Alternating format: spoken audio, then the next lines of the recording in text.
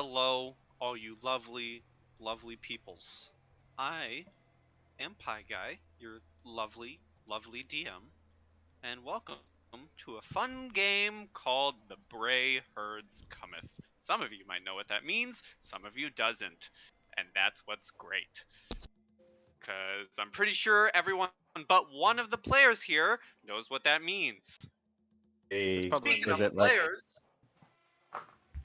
let's start some introductions, huh? I mean, I don't know what Brayherd means, but here we are. Starting the usual, left to right with the tokens. Yeah, that's fine. Sankin doesn't know what the Brayherds are, nor does Alex, the player. Good. Keep it that way until you find out. I'm sure we will.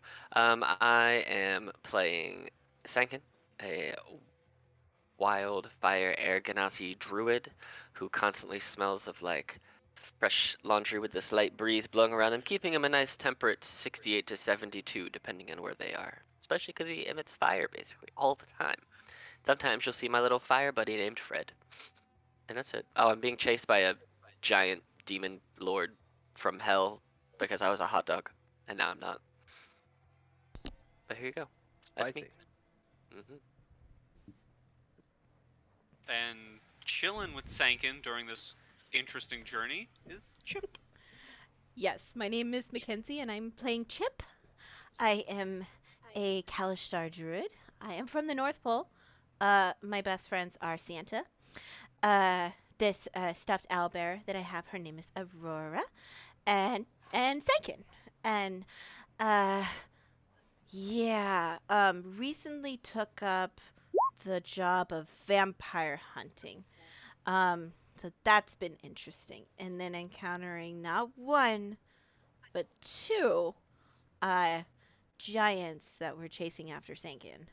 I didn't tell him about the first one, but until recently. But he knows now, and so it's been an interesting journey, and more vampires have to die. All of the vampires and giants. Mhm. And next up, in the middle, introduce yourself. Alright. Good afternoon or night, depending on what time zones you are, because that shit is confusing. My name is Kwashi. I will be playing Hayase of the Dragon Fist. She is a brawler from an unknown city.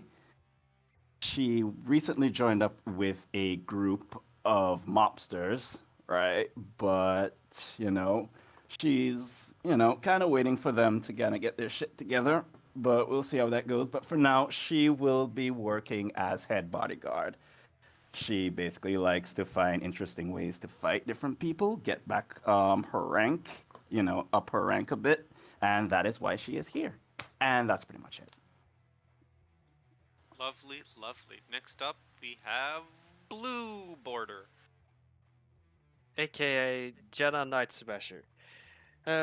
She is a Goliath fighter slash barbarian, and I think Goliaths are kind of a giant race-ish, so this could be interesting with Chip.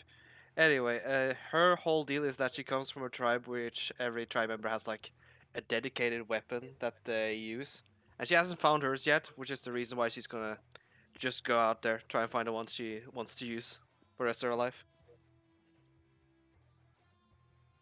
Lovely, lovely. And last but not least, we have Knockoff Shakespeare.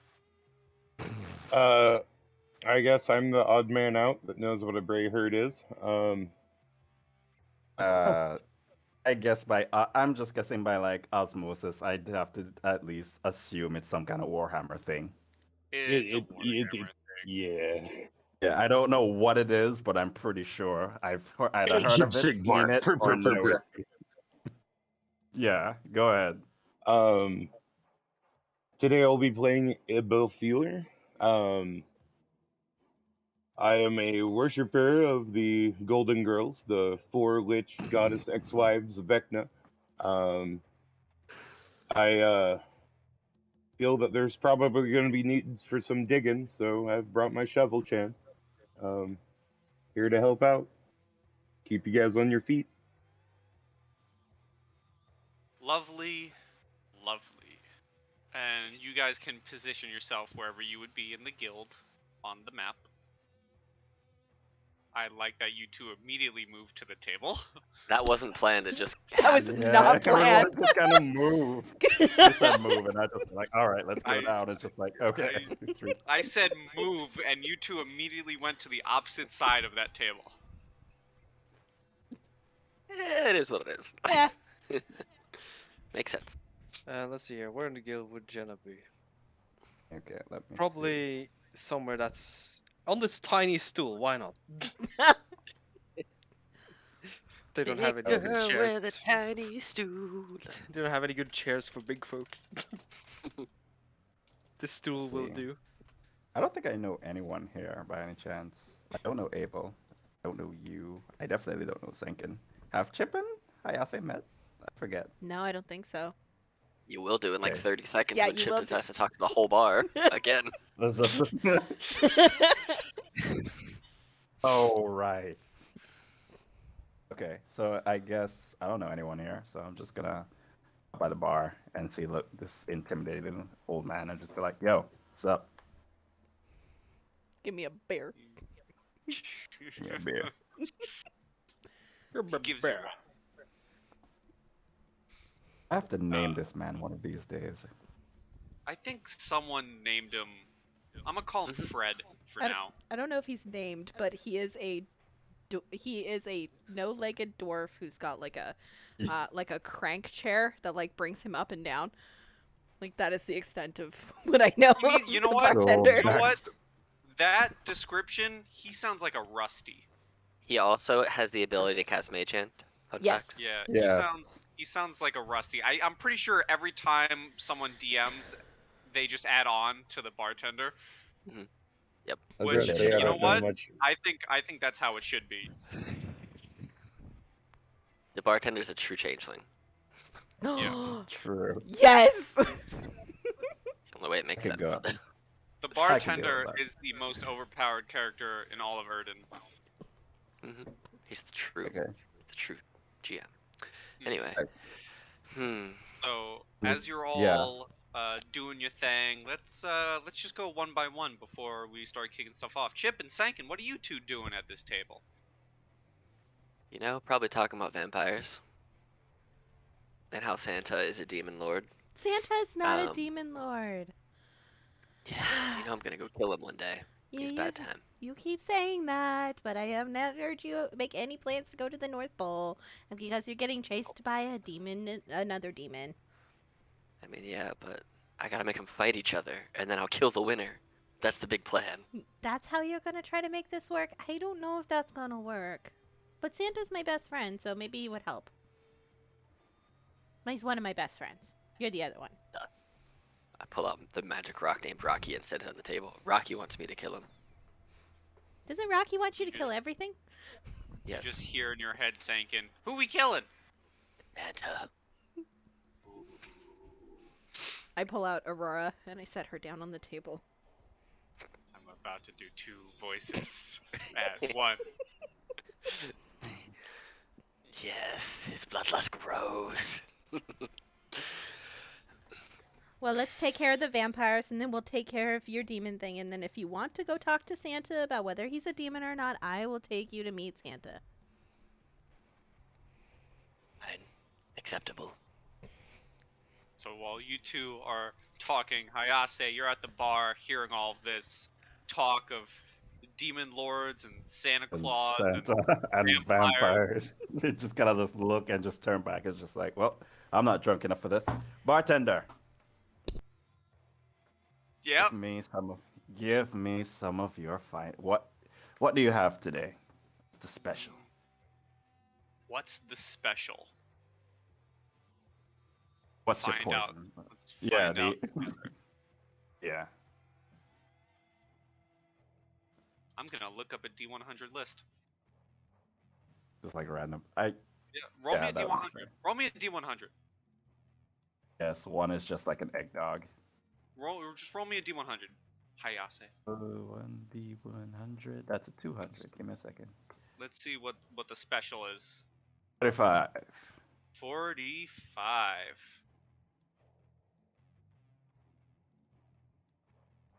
the special of the day is polymorphic brew. Dope. Okay, I'm gonna challenge anyone here who wants to do this.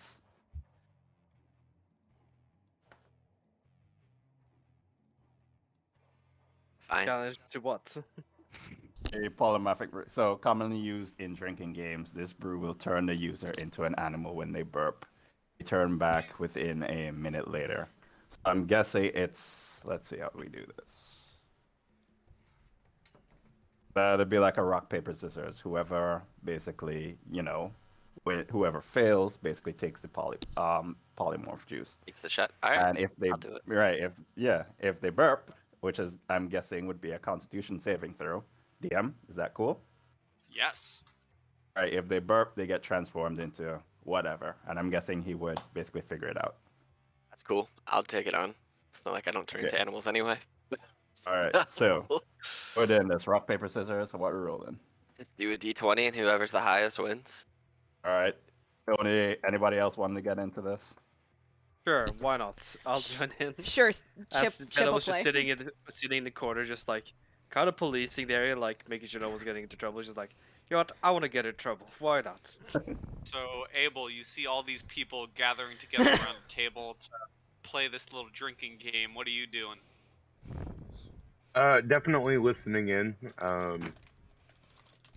What I've heard from them so far, it sounds like they're the type of people they'll need a grave buried eventually. So my interest is piqued, but definitely not partaking in their drinking game.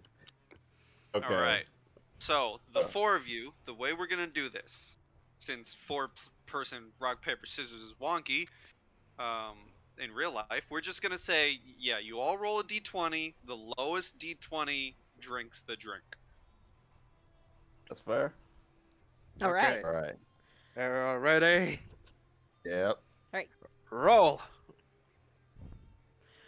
Oh. Oh! It looks like the buyer is drinking. Constitution saving I like throw, how see if I get Chip and shit. Sankin rolled the same. Yep. That's for me. And Oh. I'm gone. Oh no. So, we're just gonna keep your token there for the sake of it. But Hayase, you take the drink. I mean, it's a sweet drink. It's quite nice. And then all of a sudden, your eyesight isn't where it was. It's now on the ground. As Chip, as all of you see Hayase go from themselves to a little rat on the ground. Did you turn that person into a rat, Chip? Is that No. you? No, I know you taught me polymorph, but no, I didn't do this one. That wasn't me. Huh. What? Was it you? I point to Jenna. I only know how to make myself big. I can't really mold other people. Well, looks like they're a rat now. Huh. Honey, I shrunk the kids. Okay, let's see. Can I just gotta just look up at everyone and just be like, just gesture towards the bar, like, get me up. I As, will squat down and offer you my hand. Like, I shall go back, and I As, shall gesture to the. Can I still? Oh, sorry. I know I'm being a bitch about this. Can I still talk by any chance? No, you're a Okay. rat. Can I? But as Yeah. as Chip is carrying you to the bar, you poof back into yourself and you are now crushing Chip as your entire body just landed on top of her. La la la la. I will. Sorry. I will choose to lift Hazy off Chip. Thank you. Just like, stop squishing the small one, as I just lift Hazy off her. Talking Just... fireman carry style. I think it's just No, laughing no, at just the by the table. scruff of your jacket. Just It's by just like, the oh, neck. you could have just made it romantic, but apparently no. It's just like, No, just lift off. You are in quarantine. As I just sit you on your stool again. Boop. just like a small child is just gonna just Just pounce and grounded. just be like, okay, fine. If Well, you you're a want some help small up, child compared to Jenna. Stankin will throw his thorn whip towards Chip as to assist her getting up without ever getting out of his chair to actually help her. I'll Fair. help you, girlfriend. Whip. Yoink. Doink. Pull. Snap, Abel snap. Abel, give me a perception check. Just you. We're all Okay. just dicking around over here. Yeah.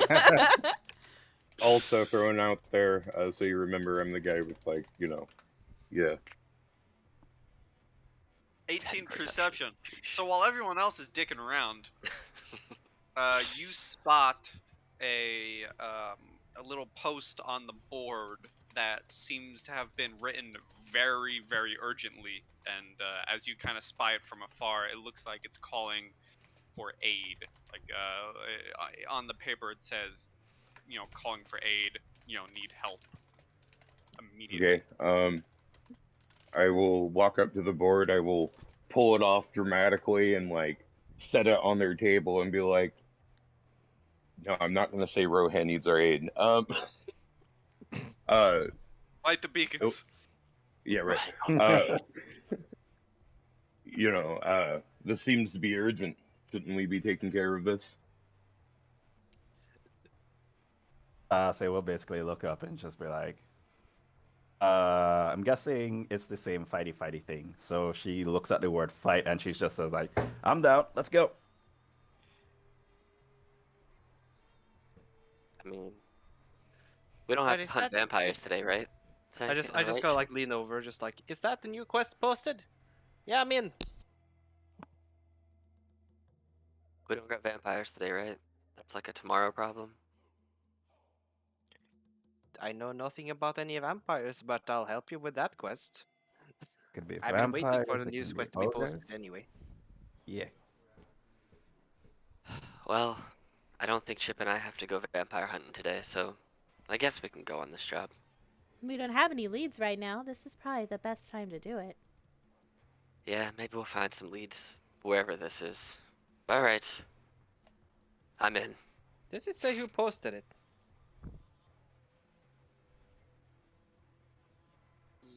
Let Abel. me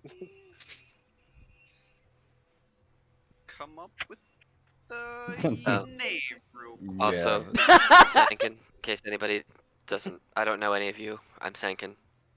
So. I think she doesn't really care about the name. She's just kind of just looks at the paper Well, and just like, fight, fight, fight. you guys are here. Unless it was said in the past, I'm making this canon right now. It is signed by the mayor of Forktown. His name is Abraham Fork. One of these days, somebody's Wait, gonna it, not Oh, Abraham. Mr. Fork posted it. Abraham Fork the Fourth. Yes, he's the fourth fork of Forktown. And He it's has a canon. forking good time. It's canon now. Well, if it was Mr. Fork, it's very urgent. We should head out. I agree. I think that's a good idea. I'm Chip. She will just Why, hello, announce to the group. Yeah, so we'll How basically be does like, Chip react to this very big woman, almost giant looking? She just really wide-eyed, probably staring at you, but not a stare of like any sort of malice. It's more just like fascination and wonder. And are you blue? No, I am gray. You are gray. Okay. Yeah, she's just staring at you with like childlike wonder and like sparkles in her eyes. Do I have something on my face? Probably your face on your face. You do have markings. Is that normal? Yes. They look really neat. Yes. oh my God. You gotta just hi, I would just kind of look at you as just, but not the biggest thing that I've seen, but you're also not the strongest, so you're fine. Well, Well, something to reach for then. Now let's head out. Yes. there you go. So as you all get on the road to Forktown, I grab home of Aurora Abraham Fork the so I Fourth. don't leave her behind. Okay, lovely. I also have Rocky. Yes, you do. Everyone, give me a perception check, please, Perception. as you are on the road. Let me change to that music. I'll see. Do I Give it- eye good? Jesus, guys. I eye pretty good. You have a really good Yeah. perception. +10. Sankin, you're busy doing whatever you're doing. You're busy, talking with Fred. Fred and Rocky, man. Yeah. We're juggling. Hayase, Chip, Abel, and Jenna, you all notice this. As you're walking along the road to Forktown, you notice far off in the distance, kind of to the right side of Forktown, because I know north, east, west, and south. You see far off in the distance black smoke rising into the sky and just massive clouds of black smoke off in the distance. That's not a good sign, is it? There's fire. There's smoke. Well, yes, I know that, but it never is a good thing, and now is it? That is true. Can we see? We can see the direction of the smoke. Can we see anything other, like anything running away from the smoke or anything like that?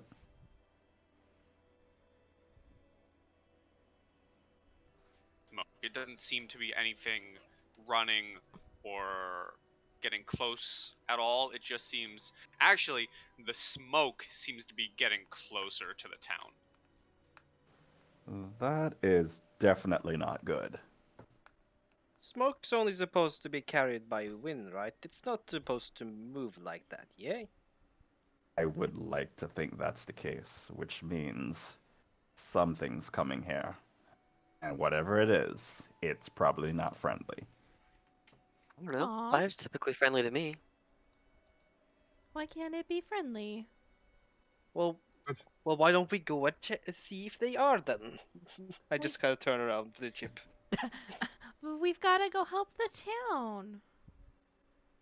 Worst case scenario, I get more time in with Shovel Chan. Yeah, I'll just gloss over that. Let's head for town. With who? Shovel Chan. Do not Yeah, but ask him. Is Shovel Chan like Rocky? I pull out Rock. I- A rock with googly eyes on it. That's all Rocky is. Yeah, and I hold up Aurora, who is just a stuffed owlbear. That kind of looks like she's going rar. This is no Yeah. time. Let's go. I just kind of go behind them and I just will start just look pushing on at their Jenna and backs. just be like, Just like, okay, no, yeah, we got to go let's now. Go. Come on, come on. Wait, I'm confused. I want to ask questions. And she's like shouting we back can to talk- Abel as she's getting pushed away. We can talk about our stuff. I can also turn into a bear and eat you, so let me walk on my own. You either have to hurry or I will carry you. Now let's go. I'm a giant snake. I don't care. Let's go. Well, all right then. I'm a Can turn giant into bundle all of of those things. confusion right now. Yeah. Alright, so eventually you all make it to the outskirts of Forktown. Kablamo. Huh. All right.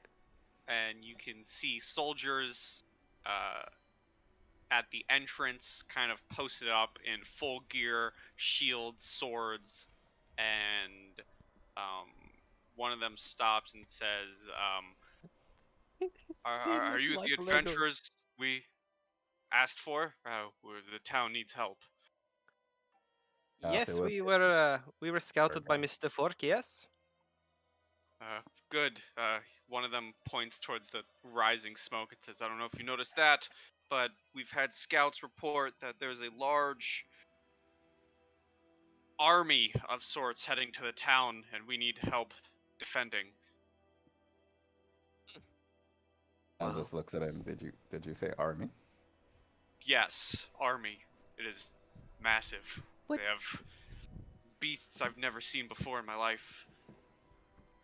Do they have things with wings, but they look like they should be wolves, but for some reason they can fly? We haven't seen that, but Quick question: do you have a cart and maybe a barrel of oil laying around, or some tar? we can try and scrounge something up. I'm sure. Oh, lovely. Let's see if we can find that. I don't think it's vampires thinking. Damn. I'll just go with one of the guards so to see if I can find this. Sure, roll me an investigation check. Do I get Also- advantage because I'm helping the guard? Yeah. We'll also see Okay. that there are like these spike barricades up at different entrances. 12. Oh, lovely. Hold on a second. I'm just copy and pasting these barricades.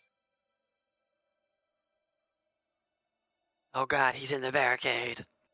What has he done? 12. I'll say you guys, we'll just. Oh, not the barricade. Don't move the barricade. Just you I two. am Say the you barricade. start moving around town, and it doesn't seem to be um, any carts left in town. It seems you can gather most of them have sent out, the citizens of the town to get to the bigger towns for safety, or the bigger cities for safety. But do I find a barrel of something flammable? I'll say you find a jar or two of oil. I'll just kind of like come back to the party after scavenging just real quick. Just like, well, I couldn't find a cart or a barrel of oil, but I did find these jars of oil.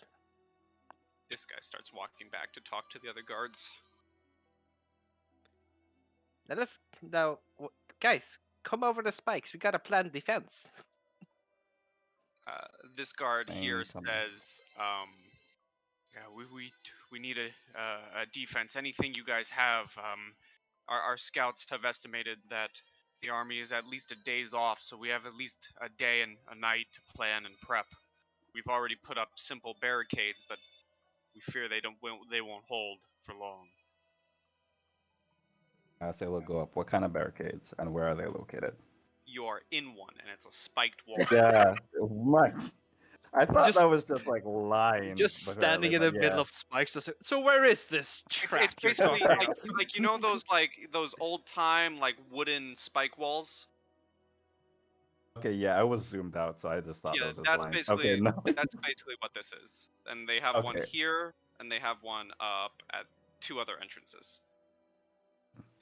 Okay. Just to make it like really bare bones, I'll just like I'll put an image in the. What's the current game thread? There it is. Yeah, I mean, if Hayase, if you want to walk into it and impale yourself, be my guest. Yeah, no, you know my intentions.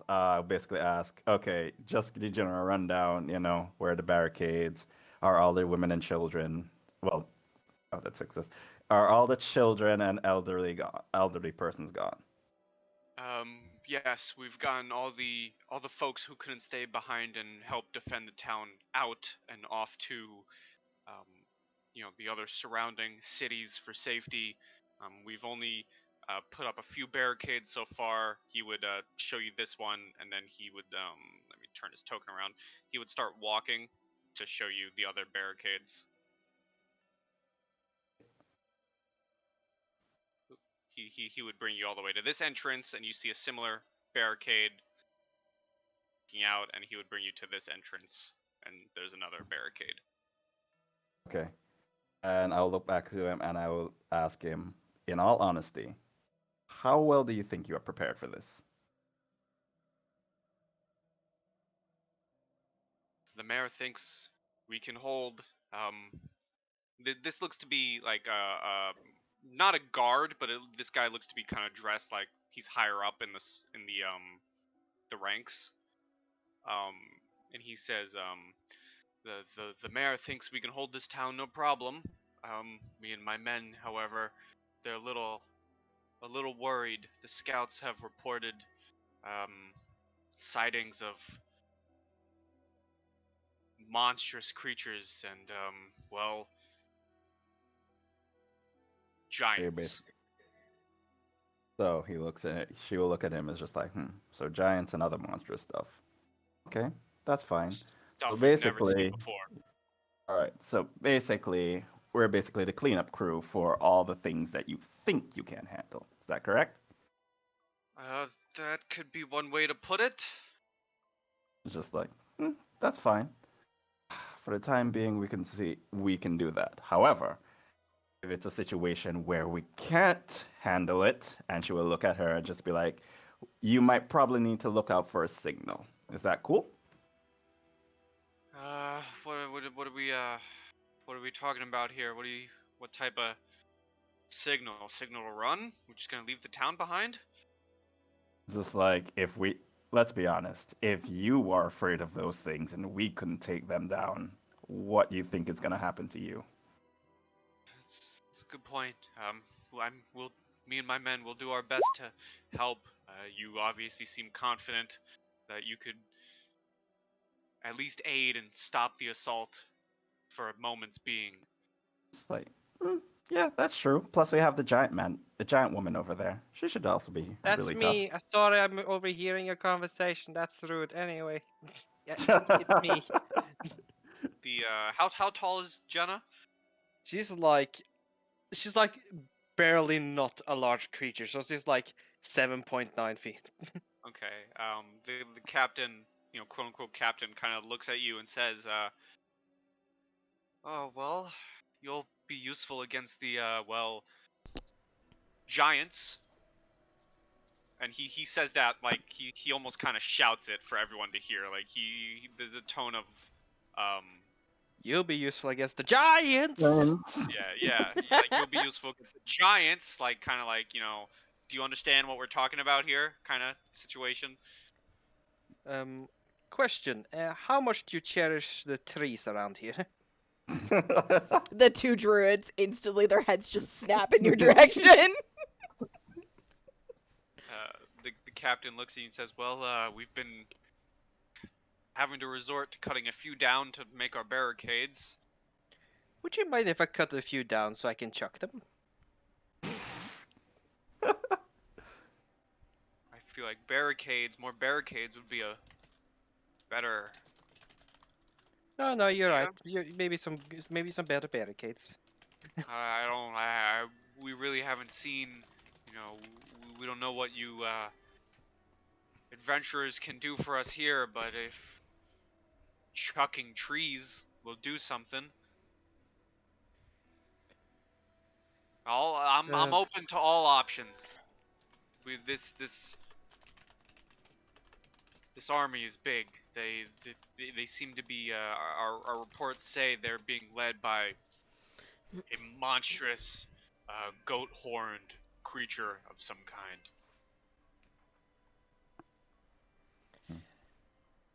Hey, Pi. I'll look at him. Yeah. No, go ahead. Oh, that's fine. Is there any birds that are flying away from the smoke that would essentially like fly over town? A lot. Like they're chasing way birds. Can I try to get one's attention? Sure. How do you plan on doing that? I am going to cup my little hands over my mouth and yell "caca" as loud as I can and see if I can get a bird's attention. And if I do, I'm gonna like try to flag it to come down to me. Essentially, I'm using speech of the woods. Ooh, okay. Our bird is just Okay. fleeing for its life. It's just like, "Caw-caw." It's like, what the So you What do you want? caw, and from while it's fleeing for its life, on the edge of this little hay building next to you, I'm actually like I'm using tokens and stuff, guys. I'm happy. I'm getting better. You see an eagle land on the edge as you caw. Can I hold up my arm and see if I can beckon it down to me? Sure. Give me a animal handling. Okay. 16. Bloop. Oh, no. Bloop. Perfect. I will reach into my bag and I will pull out some dried berries from my rations and offer it to the eagle. Nom. Eagles eat berries? Eagles eat berries if I say they do. Okay. Sure. In fantasy world. This is a vegetarian eagle. You know what? I didn't pull out a berry. I pulled out a pineapple. Pieces of pineapple. There you go, Kwashi. I allow it. You fine. Chip has been traveling this entire time with a single pineapple for this exact moment. Huh. So I essentially just say, hello, I understand that you are on the run and I don't want to interrupt your path, but I need to know a little bit of information about what you're running from, and can you maybe and she will hold out her other hand that is now empty and say, um, can you tap my hand with the end of your beak and tell me how many of the things you remember seeing? Because she doesn't actually get to like talk to them. It's just interpreting their motions and stuff. Before I get into the eagle, I just want to go back from one of my previous games and retcon something. In the carnival, when Chip and Sankin were dealing with that, Santa gives Chip a pineapple and says, "You'll know when to use this when the time is right." And this is that moment. Yes. So you're asking the eagle, how many and what else? Uh, well, there's really no way it can tell me like what it Yeah. is. So just kind of like how many are we expecting? The eagle Right. starts pecking at your beak like many, many times over, more than at least 4 dozen. It's a lot. Oh And boy. the eagle looks very distressed. Oh boy. Was Abel one to do something? Oh no. The only thing I was gonna say is like when she's like, "Oh, tap on my hand or whatever for how many," I'm like in the background. We're gonna be here for a minute. Yeah. Didn't they say it was an army? Yeah. Well, no time like the present, and I just take out the halberd that I have, and I'll start chopping down trees, which I will split into tinier logs to basically plant into the ground as spikes. Give me, let's say, 3 strength checks. 3 athletics. 3 straight strength. Or athletics, Straight actually. strength. Athletics is fine. 1, a bit weak. 2, pretty good. 3. Eh, Okay, I'll say the first tree is a little resilient. You go to hack it down, but it's standing tall. This tree don't want you to cut it down. One of its branches kind of, as you're cutting it, kind of snaps off and slaps you in the face. And I'll tells you no. respect that. It fights back. The other trees, however, do fall, and you pinpoint where you want these other 2 spike barriers. Okay. So I just like ask before I do this, I ask where they're coming from, most likely. The captain of the guard would look past Hayase and say, they're coming from that direction, and he points towards the farm back here, which you all look and you do see the smoke, on the horizon in that Well, direction. I'll basically caring more about this area and not so much about that current farmland. I'll do I have control over these things or Just no? They do. ping where you want them. I'm gonna evenly space it between here and here, so as to maybe try and funnel them into this gap here, which we can maybe aim down. Actually, do me a favor. Try moving those 2. I think I gave everyone control. Ah. Yep. So you can place them where you want them. You can arrange them how you want them.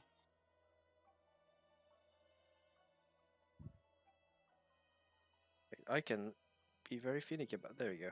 Yes, you I can. have to hold Alt to move them around, to adjust them. Chip, the eagle, darts back into the sky and flies off. Oh boy. So how long do you think that would have taken me? A few hours.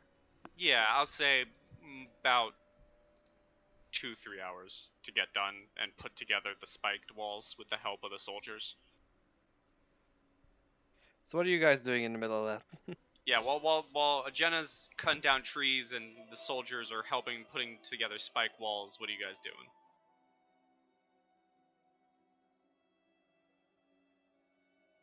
We'll go one by one. Abel, what are you doing in those 2 to 3 hour time frame? Abel is over, let's say, like here, digging fresh graves about right here. All right. Just for the meantime, Jesus. I'm gonna put Jenna by the barricades, just so we know. Yeah. And his 2 cloaked figures are helping him. It's Okay. more efficient that way. All right. So Abel's just digging graves in the middle of the town. Productive. Really spreading that cheer. Yeah, and the captain of the guard again kind of peeks around to Hayase and says, "Is that really necessary? Do you think we're that doomed?" Nah, it's just for plants. Don't worry. I mean, our friend just cut down a lot of trees. You know, we just gotta plant them back. You'll be fine.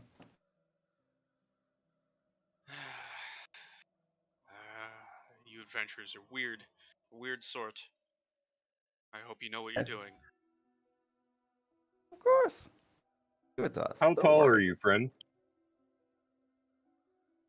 I guess he's talking to You're asking him how tall he Jenna. is. No, I think he's talking. You're asking the captain of the guard. Oh fuck. Yeah. He Oh. gets a very concerned look on his face, but still responds. He says, 5'6". Oh, sweet. They'll save time. He gets Hayase. You see him like get a really nervous look on his face, and he says, "Listen, between me and you, keep me alive." Just like, don't worry. Here's the thing. If you do well enough, it will be the other guy who will be filling up in that holes. Right? Save us some God time. damn, I'm dying in this fight. I'm going to defend this town. That's the spirit. Just kind of looks at Abel, is just like that. Fuck. But yeah, that's the spirit. All right. So while you two are going back and forth up there, Hayase, you're like quote unquote comforting the guard. Chip, Sankin, what y'all doing? Determining whether we should build a moat, but I don't know, man. Do any of you have move earth? I don't have any spells that are going to be bolstering as far as town defenses are concerned. Not for the long term. I mean, Chip, I guess we just gotta wait. And so let me ask you this. Since it's gonna take a couple of hours, could we theoretically both wild shape into really fast land creatures, take off and scout, and then come back and short rest to get our wild shape back before they attack us? Well, you're going to be getting a long rest. The guard did say you have a day and a night of preparation. That's fine then. Yeah, I'm going to go ahead and I will wild shape into. Actually, this is the first time Chip's ever seen me wild shape. I'm gonna wild shape into a wolf. Turn into a gray wolf with like flame tips on the nape of my neck, and then just kind of growl at Chip, and then I start taking off in the direction of where the smoke is. And I can stay a wolf for 4 hours, or I think it's either 3 or 4. It's 3 hours. So I'll basically go out for 3 hours as a wolf, and then wherever the fire is coming, if I can get close enough. If not, I'll just wild shape again, stay as a wolf for 6, rest out there, and then 6 hours back as a wolf again, and just kind of do a big scout. All right. So first of all, do me a stealth. I don't know if wolves get any bonuses to stealths. Let's see. Because I don't know. Wolf open. Let's see. A wolf does probably have better dex than me. Actually, it does not. We have the same dexterity, so and neither one of us have proficiency. Yep. So it's just +2. Bam. I'm not a stealthy wolf. You are not a stealthy wolf at all. And as you pressed over a nearby hill, Give me a perception check. Give me 2 perception checks. I get to use my own perception here, which is good. But I could also. Well, here's the thing. Do I want to use the advantage from the wolf with my +1, or just use my own? Or +3, use my own for +7? I'll use my own. You said 2? Yeah. Alright, so here's 1 and 2. Oh my god. Wow. You know what? I'm getting these ones out the way now. Just getting them out the way now. So, Yeah. with the knowledge that you were given from the guard captain from their scouts, you head out. It's not hard to miss. You do spot the army, and it's a large army. Definitely, just from a quick glance around, definitely more than 100. It is a large army of different goat-shaped creatures, but they're standing on 2 legs. They have axes, they have whips, they have various different crudely put together armor strapped to themselves. With the 15, you also notice the fact that they most definitely do have these odd. You've seen a frost giant before. This is not a frost giant. This is something of similar size, but it has 2 large horns growing out of its forehead, and it has a large club in its hand as it's marching along with the army. However, with the we're gonna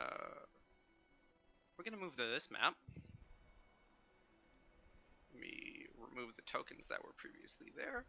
I would like to make my second wild shape an elk instead of a wolf, just to do different forms, because I can do both. So do me a favor and put your elk form here, please.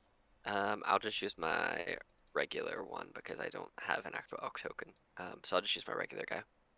You can put them wherever I would be, or just actually copy it over from the other one and it's linked to my thingamajig. Yeah, that's true. I can do that because let me go to that map again and grab your token.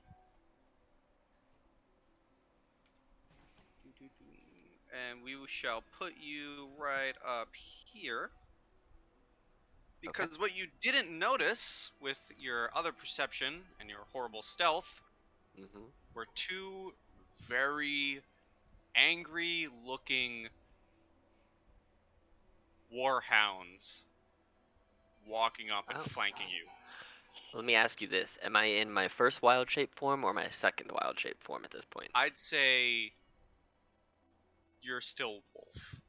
Okay, cool. Good to know. I will take off one of my wild shapes because that could help me later. Okay, so I'm being flanked by 2 people. Great. They look angry and hungry. Okay. Do I notice them at this point, or are they going to attack me? Definitely notice them. Okay. And they look like they're about to come at me real fast? They look like they're about to, yes. I'd say Okay. you have at least an action to pull off. Well then, can I drop out of my wild shape and cast a spell? Yes, you may. Okay.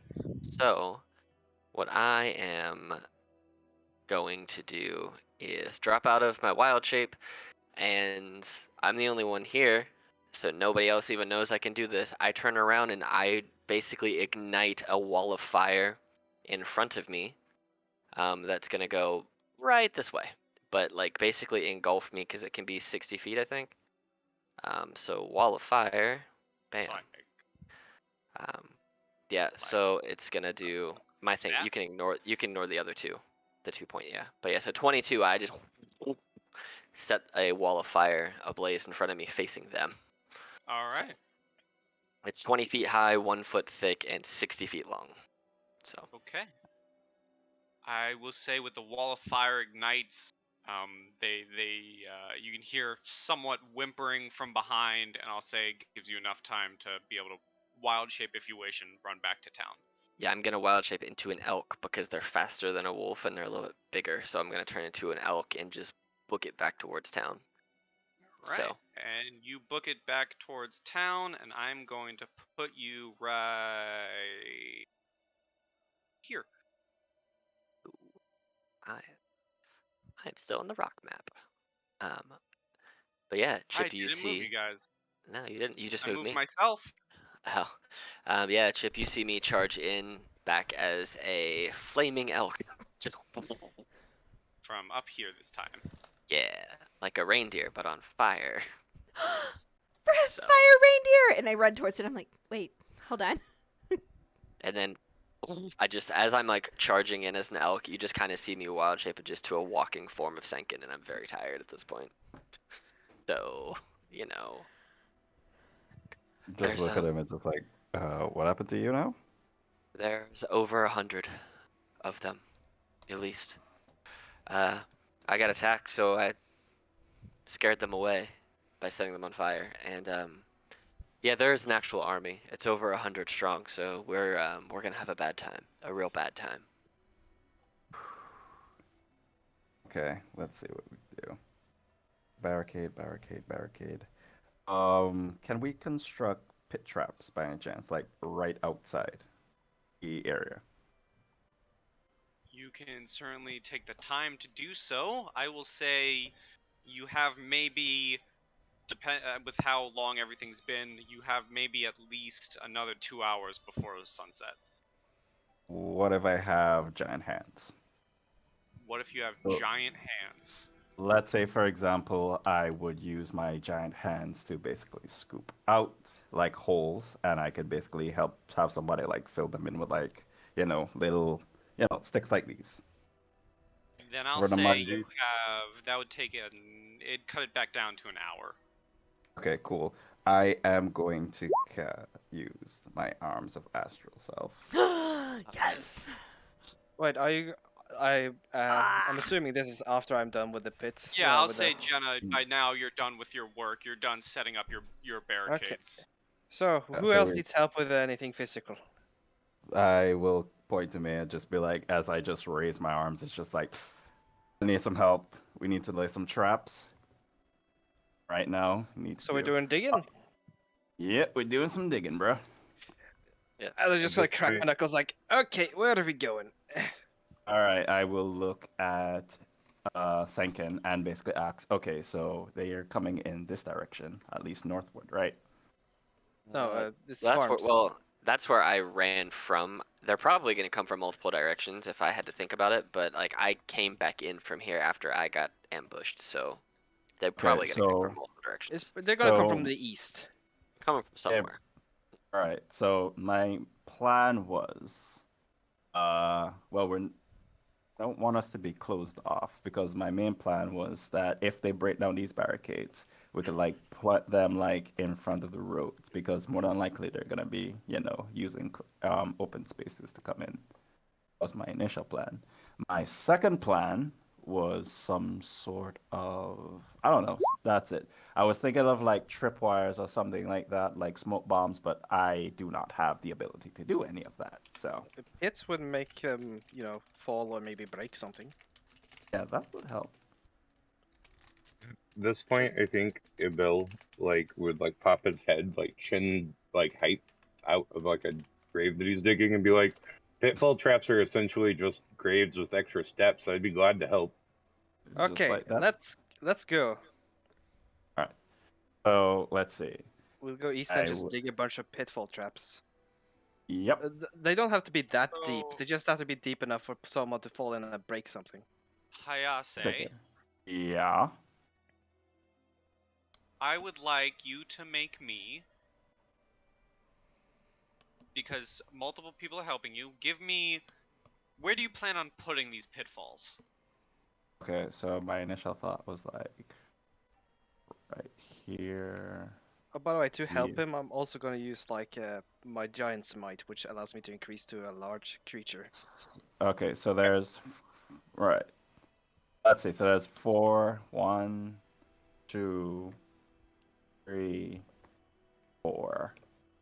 It's only a 5. minute, but I can probably dig a Yeah. few holes in that minute. Give me 3 to construct the traps. Give me 3 survival checks with advantage. Could I Cool.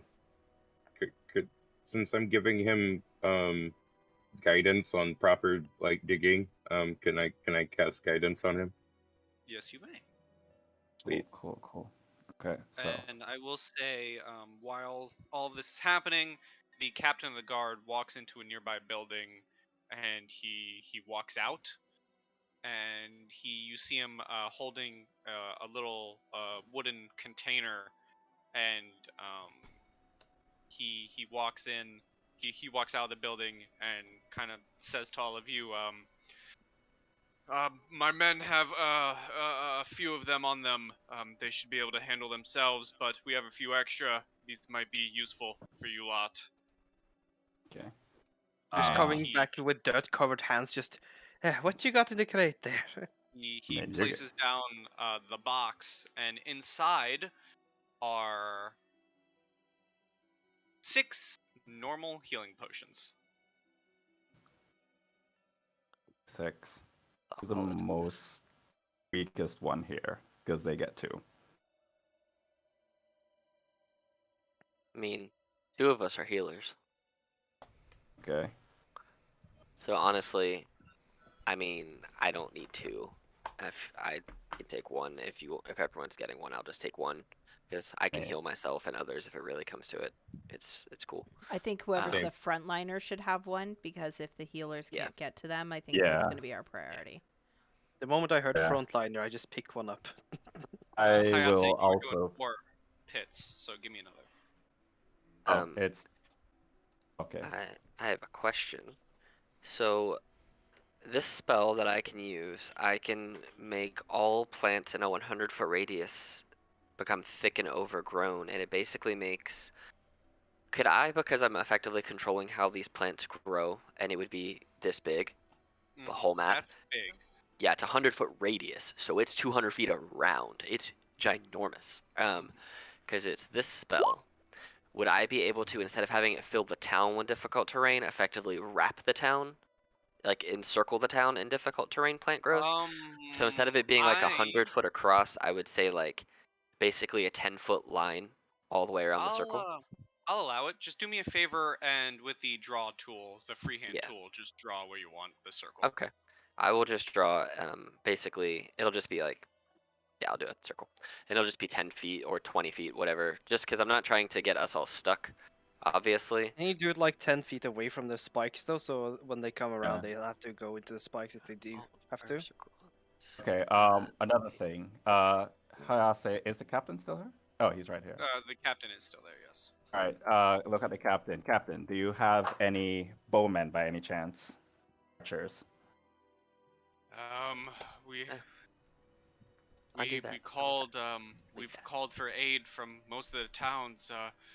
We should be having some extra assistance coming from Virton any hour now. Okay. Cool. So here's the plan. All right. By the way, you now have control over those 3 pitfalls. So Hayase, put them where you wish. I do. I don't. Oh, yeah, I do. Okay. So 1.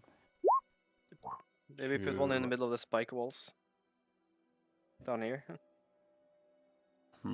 Okay. Help me out. Where do you think they should go?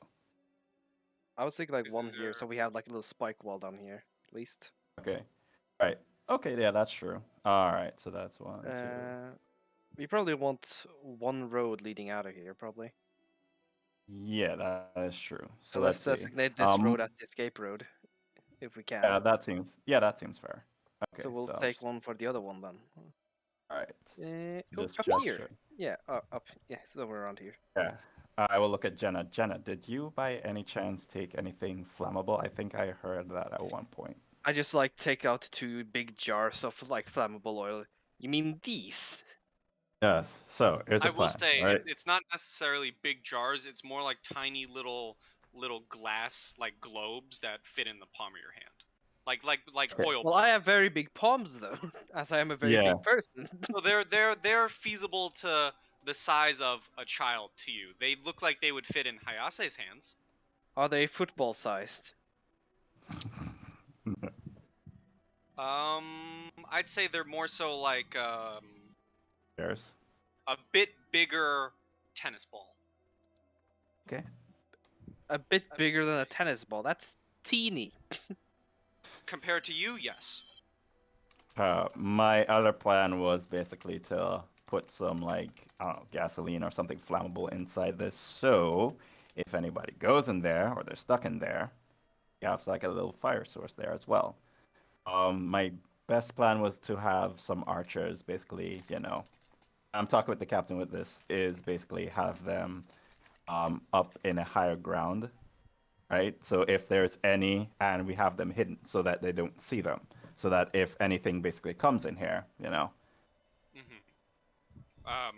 He's listening to you talk, and he's nodding with you, he's agreeing with you, and then he pipes up and says, "How are the men supposed to get through that?" And he points towards the giant, like, wrapping of vines and overgrown plants circling the town outskirts. Points, just basically lifts up her hand. How high is this stuff? This is. So it's basically the whole circle itself is 15 feet in length. It's like a giant hedge that's probably, I mean, it takes 4 feet of movement to get through per 1 foot. So basically, it's gonna take a lot of squares. But it's I could probably probably spend a few hours or at least an hour I will clearing just this basically area. just kind of raise my astral hands and just basically be like, if I could just go to the top of one of the houses and they come in like this direction, I could probably just lift them over with I giant mean, hands. it's probably only like 5 feet high, but it's Yeah. 15 foot thick. So to like push through it, it's just gonna take a bunch of 4 feet for every 1 feet if they were to walk. Yeah. So, I'm gonna try and draw another circle that's 15 feet in because I'll do my best. See if that'll actually work. Boom. Oh no, I don't think I can do that. I'm looking at tokens right now, so I'm gonna roll a D8. Tell me what number I get. 4. I got a 4. Okay, after about another hour goes by, the sun starts setting. 4 archers end up showing up. Okay.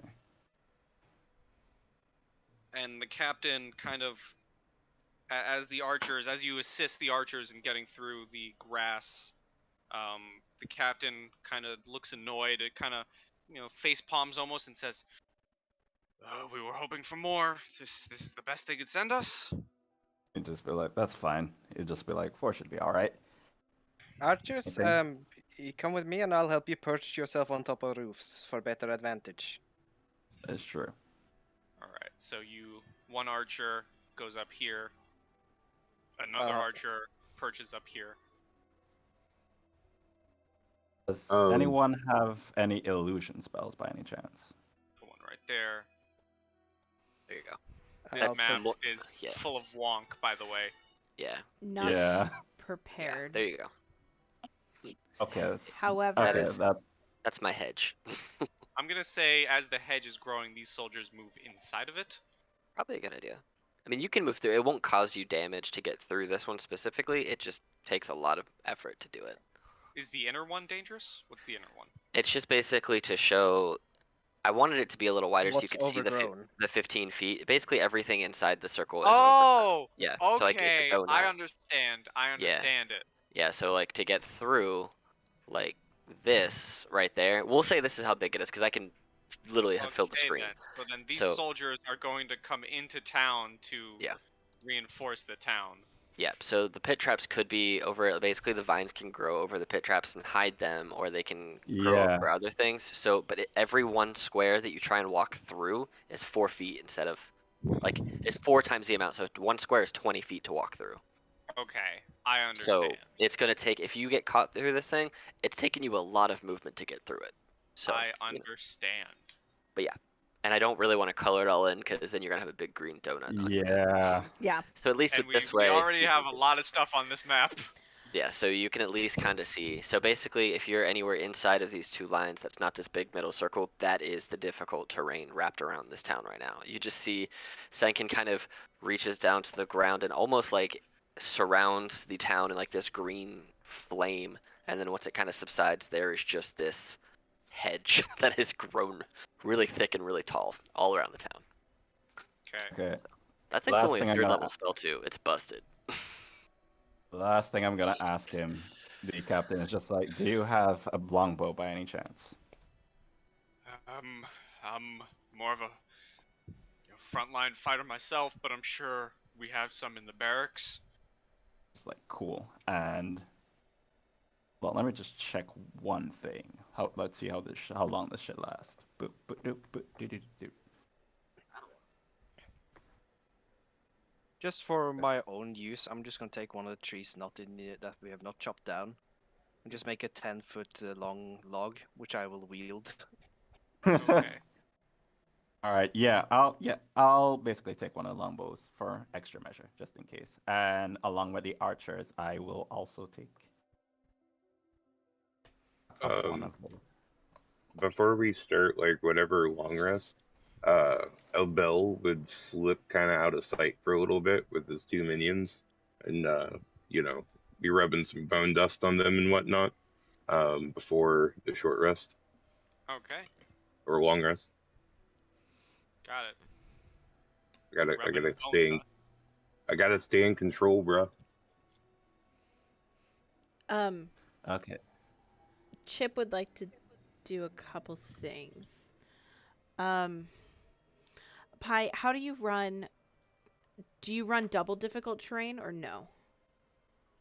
I'd say one difficult terrain would probably be enough. If you're trying to put anything in the donut, it's already difficult terrain. Okay. I guess Chip would call to the group and say, does anyone intend on fighting on the ground? Does Hayaso raise her hand? Is just Yeah, be like, yeah. I'm doing that, but I'm All of looking for them. an element of surprise. All of the soldiers who aren't on rooftops kind of, say in unison, yeah, that's what we do. Oh, okay. Okay. I will go over to Gina and say, can you help me get up on one of the roofs, please? I want to be on Which this one you want? Takes the Okay. astral hands and just plunges her right over there. Let's get you up, hun. Yay! Take it up. Whee! Boop. Thank you. And I will walk up here, and as my bonus action, I am going to. This is essentially just for flavor because I think it's fun. I'm flavor. I am going to call out Cookie, and Okay. Cookie's going to come down from the sky. She's gonna fly out and fly over Chip and act as Chip's eyes, and I am going to create difficult terrain because I can do it up to 120 feet in range. With a 20-foot cube. So essentially, I'm going to spend my 3 third level spells and my 1 fourth level spell, and I'm going to put 20 foot of difficult terrain on each path that's coming into the town, and then out here. So outside of the ring, there's 20 feet of difficult terrain. So essentially, as Sankin's done the inside of the city, Chip is doing the outside. All right. Y'all guys are defending this town. If you're gonna get to us, it's gonna really take some Yeah. time. I have a It's gonna feeling. take you some time to get to us. But In this thick brush of overgrown plants, there are spikes and punji pits. And crackling ice and earth. Don't worry, we Yeah. got you. You get through the ice, you got the thorns, then you got the pits, then you We're get the... destroying And you the got the town more people. than the monsters have. It's okay, it's fine. Just They fucking will. waiting for And you. who are these skelly boys? I just know that's why I laughed. They're Like- cloaked. You don't know they're skelly boys. Unless you look Oh, real Oh, I'm hard. sorry. Where is this very convenient workforce coming from? exactly. They've been there. There's just no need to have them out. Oh, neat. Well, I think they've thank been with you. him the entire time. Yeah.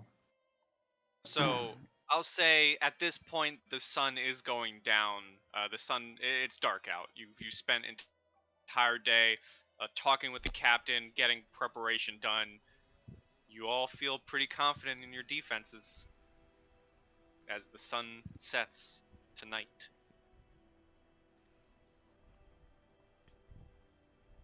What would you all like to do now Guess as take night like falls? basically rest a while. That's the best thing. Yeah, Abel just like goes to the well and like leans his back against it and lays down as the skelly boys or the cloaked figures sit there and watch over him. All right. Did I'm Hayase still want that bow? Yes, I did. Just in case. Okay. Well, the captain, like, as you're getting ready to rest, the captain would walk out and of the barracks over here, and you're on the roof, right? Yeah, I'm right here, along with my companions. Okay.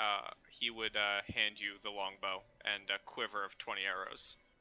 Nice. Jenna, what are you doing? I'm gonna basically take that the 10-foot long wooden log that I cut down, and I'm gonna carve in some grooves so it's easy for me to get a grip on. Mhm. So that if when I'm eventually gonna do a wide sweep at these guys with this log, I'll have some good grip. Okay. So you're getting your weapon ready, Chip, Sankin. What are you doing for the night? Can, can, can you help me down? She calls as you're like working on your weapon. Can you help me down, please? Oh yeah, hold on a second. I'll just take like the 10 feet long log, and I'll just kind of like lean it onto the roof and the ground so that I slide down. Okay. Whee! Just- And she like slides down like a slide. Like whee! Boom. Ow. That was fun. Thank you. Sorry, I forgot to soften the dirt. It's okay. It happens. Is there anything I can do? Wait, this happens often? Eh, me You getting hurt. often slide down the logs? No, me getting hurt happens often. Oh, Yeah. you want to talk about it? Uh, no. I appreciate the offer though. But just don't face a woman who looks like a flower but is actually a vampire and can grapple you and tries to kiss you bleh, and tries to kill you. Don't do that. But if you're gonna do that, make sure she's weak against fire and then have one of your best friends light them on fire. Okay, got it. Smack vampire flowers. Yes. Good idea. Or burn them. Well, brother. Thank you. Yes. Okay. Sankin, what are you up to for the night? Nothing. Just kind of thinking about. I think it's gonna be more one of those strategy planning nights where Senkin's going to take into account the sheer size and mass of the force that is coming this way, and do everything in their power to. He's basically taking the night and the morning to best prepare his spell list for the most defensive support, like as much area as he can cover, kind of space with the capabilities that he has. So it's more of he's trying to plan Alright. and just not be distracted, knowing what's to come. I think Wait. I think All right, go ahead. Chip would be joining Sankin in that. After the slide, of course. After the slide. After the slide in the meaningful please don't ever get hurt by vampire flowers conversation. Mm-hmm. Out of our minds, but Hayase, I think I'm what good. were you doing? It's fine. I'm just gonna chill on the, rooftops, waiting for see Alright. what anything is He's happening. just Always afraid at to the say that he can't get down. ready. It's like, what? No, shut up. Hayase, roll me a perception check with advantage. Okie dokie. As you're looking off in the over the horizon past the defenses. Over the hills and through the woods. Okay. As you're, staying vigilant atop a faraway hill, ways outside of the town, you can see flames starting to rise up over the hill. Torches, dozens upon dozens of torches, dozens upon dozens of figures. You notice one figure directly in the front, leading this force. It is a large creature, horns growing out the top of its head. It looks similar to Durkar? a goat. It's not Durkar. Okay. Okay. Wouldn't that be a twist? Dun dun dun. It looks to be a walking goat-like humanoid figure, and it is clutching this large great axe made of stone in its hands, and it just stands there staring into town. But it seems like it kind of puts one of its arms out, and its entire army just stops in its tracks as they all just stare upon the town. Okay, before I do anything, can I roll a history check to see if I know what this thing is? You may certainly try. Try I shall. 16. You part of the underground for a while. You know, your mobster mafia ways. You've heard rumors through the underground of tricksters who like to mess with the mob. And you've heard of these tricksters usually end up being very tricky fae-like creatures. You know from this knowledge that fae can come in all forms, and you've only heard but small rumors in your travels of a supposed forest not that far located outside of not that far from the town of Medusa's Smile that holds home to plenty of interesting creatures. And one of your previous bosses spoke of wanting to head into this forest and tap it for its magical power to make their, you know, their group stronger and take over the underground. And he went off. He sent people off, and he went himself. And you know to recall that only one person made it back, and they spoke of a very angry and a very large goat-like magical figure that slaughtered the rest of them. Okay, so all right. So from the gist of all of this is definitely something relating to the Fae, correct? And of course, you know, you being the ruthless member you are, you probably beat the guy to death for failing his boss. Yeah, pretty much. I will relay that information first of all, that there is a guy, a goat-like creature, and I will relay the other information, the rumors that I've heard about this, thing. Basically, basically my main thing would basically be like, these are Fae. They are going to try some shit. They're probably gonna try and charm you, all right, at some point. So just keep on your guard for that. Well, how do you break a charm? That is a good question. I mean, I don't have to worry about it because it's snake person. Do you just slap someone awake, or? That is a good question. How do you break charms? So as you ponder this, and as you all hear this information from Hayase, and you think it over and talk amongst yourselves, you all eventually rest for the night. You get your long rest, and before we get into the assault, I'm a cliffhanger, y'all. Would you guys like to take, or would you guys be cool with a little 10-minute break here, a little snack break? Yes, Perfect. actually. Yeah. Sure. Alrighty. And then All right. get into the assault. All right, you two, be back in 10.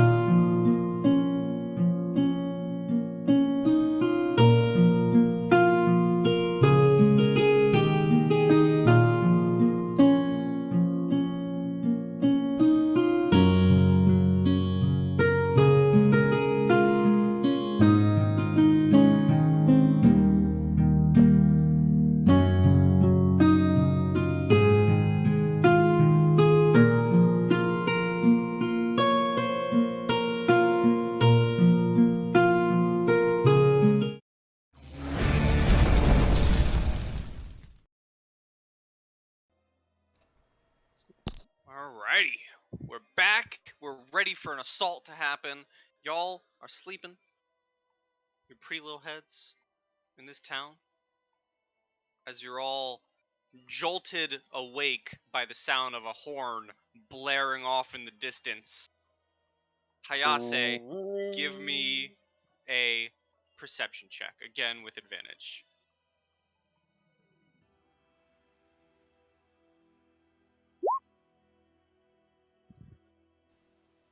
That's good. As you're all jolted awake, Hayase, you see this. You see that large figure still standing there is blowing into a horn. When the horn ends and the sound subsides, you see him pointing towards different figures in the large army, and you see what looks to be large hound-like creatures rushing towards the outside of the wall of Large the town. hound creatures? Hounds. They look like large dogs. Okay. I will inform I will inform the army about what's happening. So, seems like they're sending the dogs at us first. From where?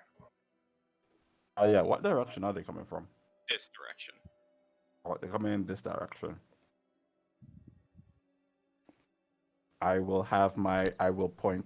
Well, I will signal to my arrowmen to basically get ready for this. I just kind of like lean up.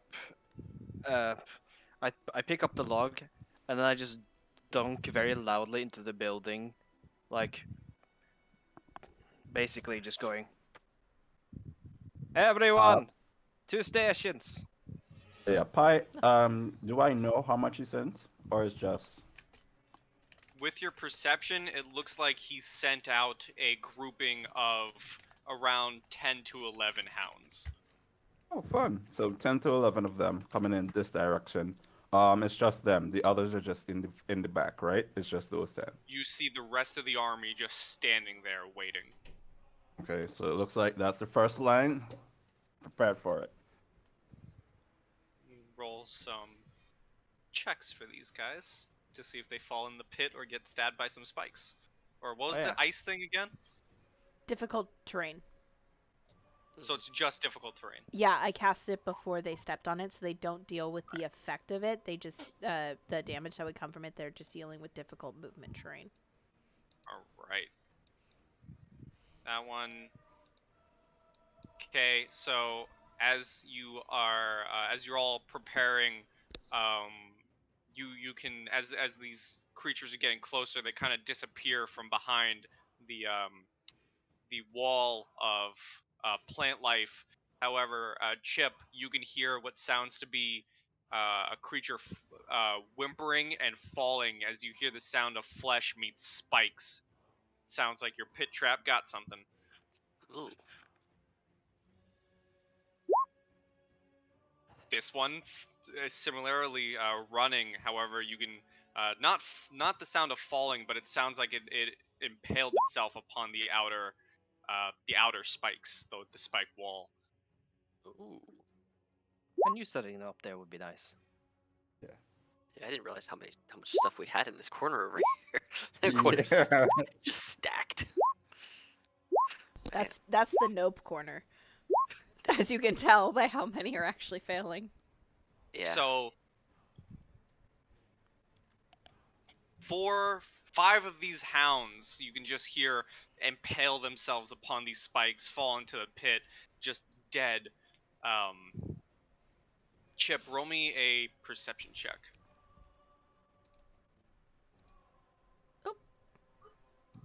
Perception. 18. As you're on the rooftop, you see it, and you also smell it. You see black smoke rising from the outside of the wall of plant life guarding the town, and you can smell the scent of flames burning away at the plant life. Can I see the flames? Dicks. They are starting to rise up. Can I cast frostbite on the flames and try to put them out? You may certainly put out the flames that are rising. Actually, Yeah, if I can pinpoint with my 18 kind of the general area of where that's coming from, I know exactly what I want to do, and I want to try to use it to put out the flames. So I will tell you exactly where it is. The flames are rising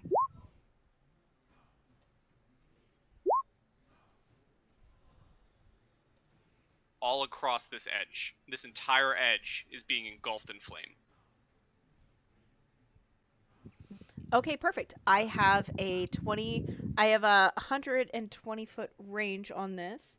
That will go 30 feet long and up to 10 feet wide at 10 feet tall. And we're gonna cast Avalanche and trace it over the fire to put it out. And since it's at a 10-foot span, if anything is within that line, they need to make me a Dexterity saving throw, DC 14, or take 27 bludgeoning damage from the sudden pile of snow that just puts out almost all of the flames. Alright, we are gonna do 6 dexterity saving throws. Because you hit all of the creatures. Nice. 1, 2, Nice. 3, 4. Poor guys in that one specific 5, corner of the map. 6. Right. Yeah. So, 2 make it. 2 make it, and the rest fail. So the ones that fail take 27. The ones that make it take half. Alrighty. You send down this avalanche. You can hear the sounds of impact. It's definitely hitting creatures. However, a few seconds go by, and the flames keep going. It looks like they're boring into the wall with these flames. Like they're almost making tunnels for the rest of the army to advance. Can I see this happening? You'd see this happening. Okay. I see. And how Oh, you said it's what? yeah. It's 30 feet. Basically, from what's left? How much as like far across is left for? This I'd to happen? say the flames are advancing right here about now. Okay. So This I'm part of gonna. Cool. So I'm gonna have to run a little closer. So I basically got to be within 30 feet of my wall. That'll work. As I see this happening, I'm obviously not unaccustomed to fire. But what I am unaccustomed to is water. So what I am gonna do, because I thought about this in my prep for how I think they're gonna attack the town. I figured they were gonna set this bitch on fire. So here's what I'm gonna do. I'm gonna make it rain, literally. I'm gonna create water and just create a rainstorm to just make it rain down in this like 30-foot cube right on where it's right where the fire is to just start to put out the fire. All right. You start And any putting other out. open flames. All right. You start putting out the fire that is rising and all the flames that are attacking the outer edge and outer walls of this plant life, but you can still smell and see smoke coming from the inner wall. It seems that whatever these creatures are, it may not be just simple old plain fire. Shoot. So I'm gonna run back here then. I'm gonna try and get up to wherever Hayase is, because I do have something I want to help them with before I take my position for battle. Okay. You Okay. see, as these flames are rising, the captain kind of commands his troop to get ready, and they start gathering around the center of the town. Okay.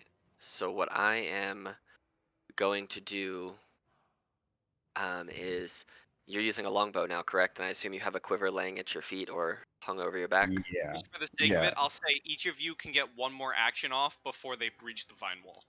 Okay. Yeah, because I was just about to tell you, I am going to use dedicated weapon to basically attune this thing to me.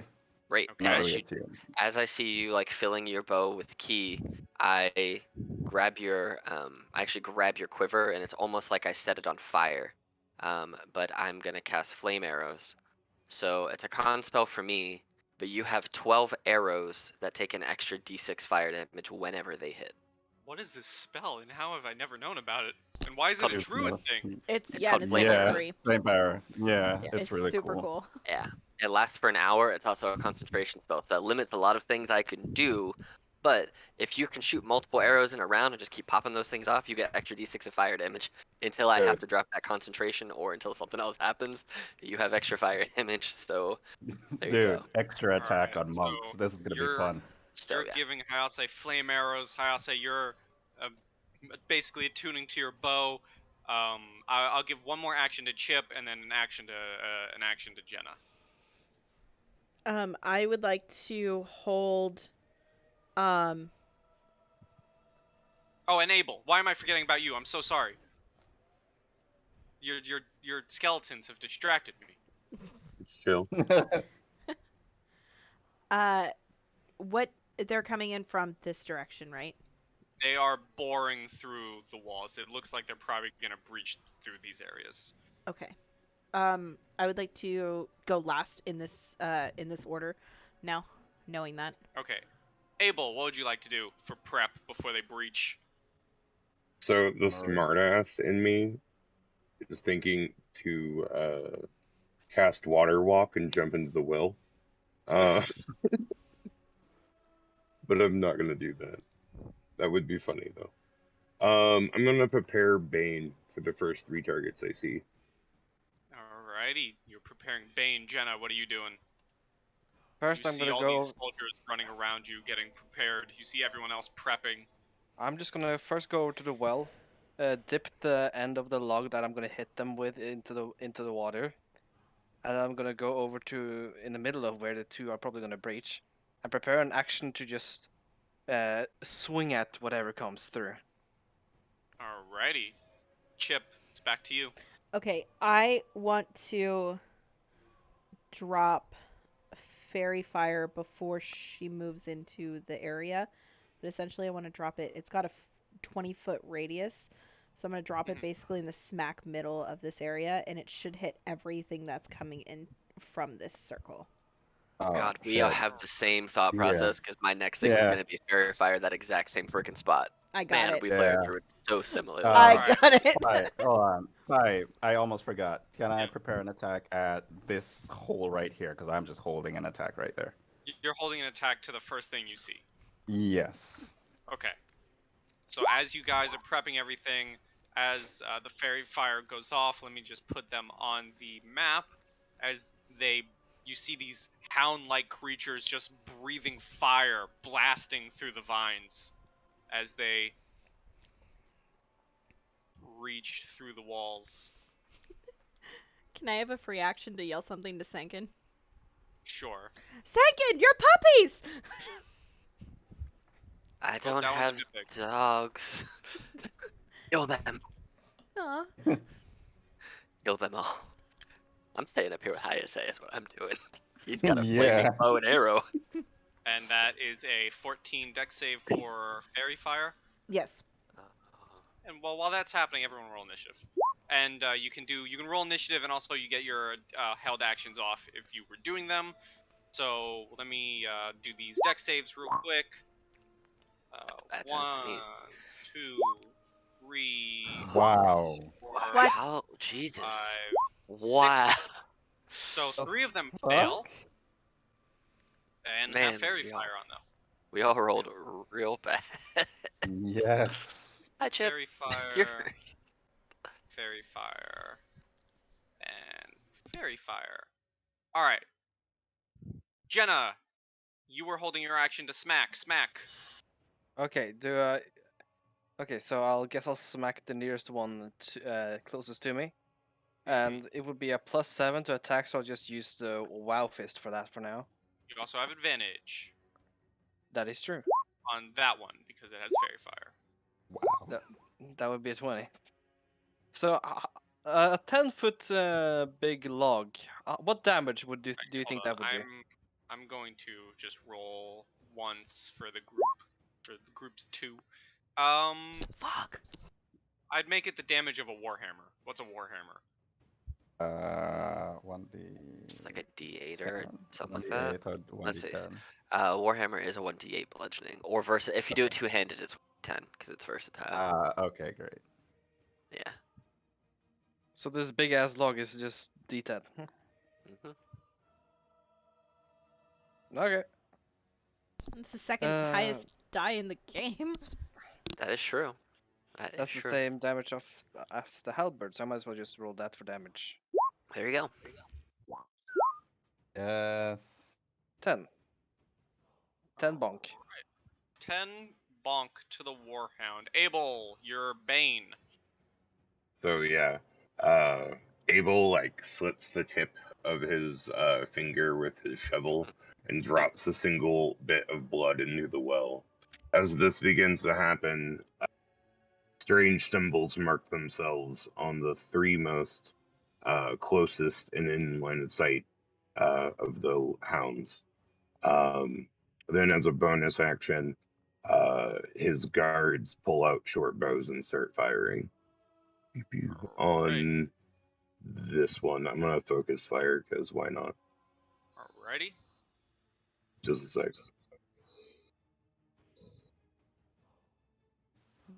Yep.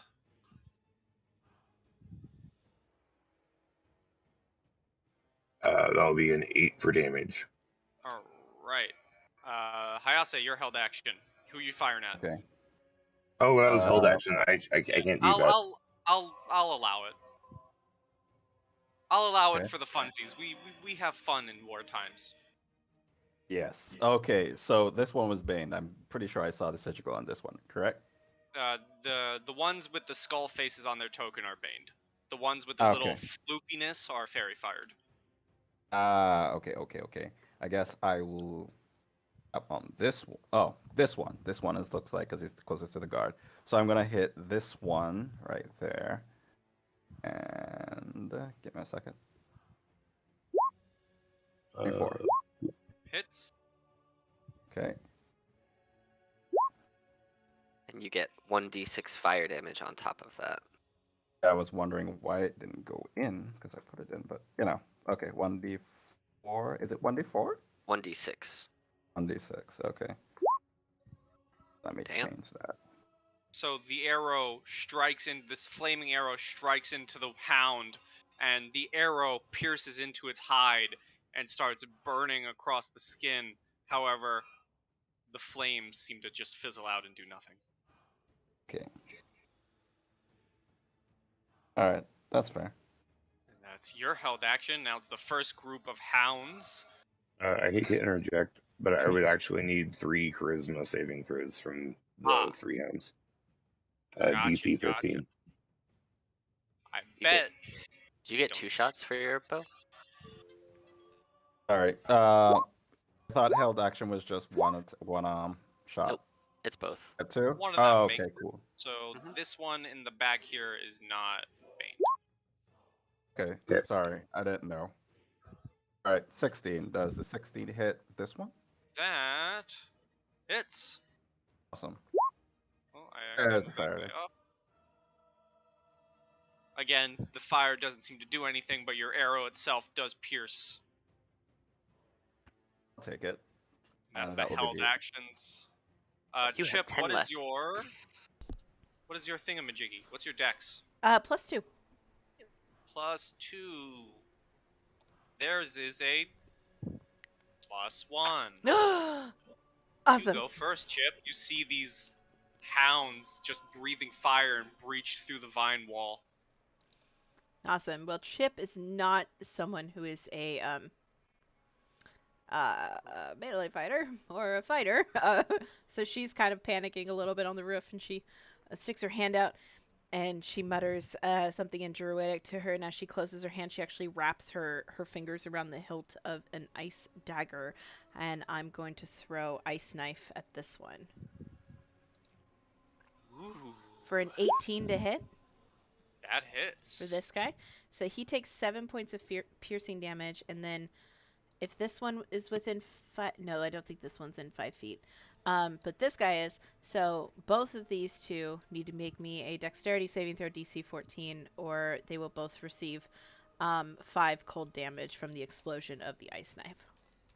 Alrighty, Dex. Dex. Awesome. Oh, They both take nice. 5 points of cold damage as the knife impacts this one and then explodes and impacts It them really sounded like you just said ice knife. both. Scythe knife. Knife. Is Super that Chip's effective. turn?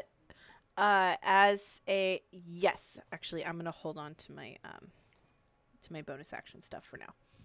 And then just Alright. concentrating on fairy fire. Alright. This hound is going to walk up to you, Jenna, and try and bite you. Rude. For Didn't even hit that one. a 14. That misses. You just kind of boot it out of the way. This hound is going to rush this soldier. I actually will have him roll for the warhound.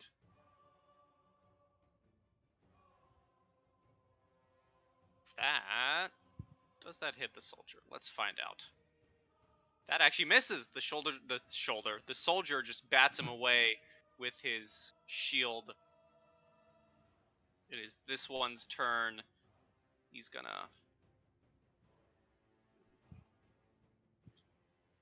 and rush up towards the captain and try and take a bite out of him. If my sheet would load. And misses. Wow, guys. All right. It's the plants, man. They're fatigued. This hound is gonna try and this other hound is gonna try and bite you, Jenna. And he has advantage because of pack tactics. You wouldn't. Oh no. I would.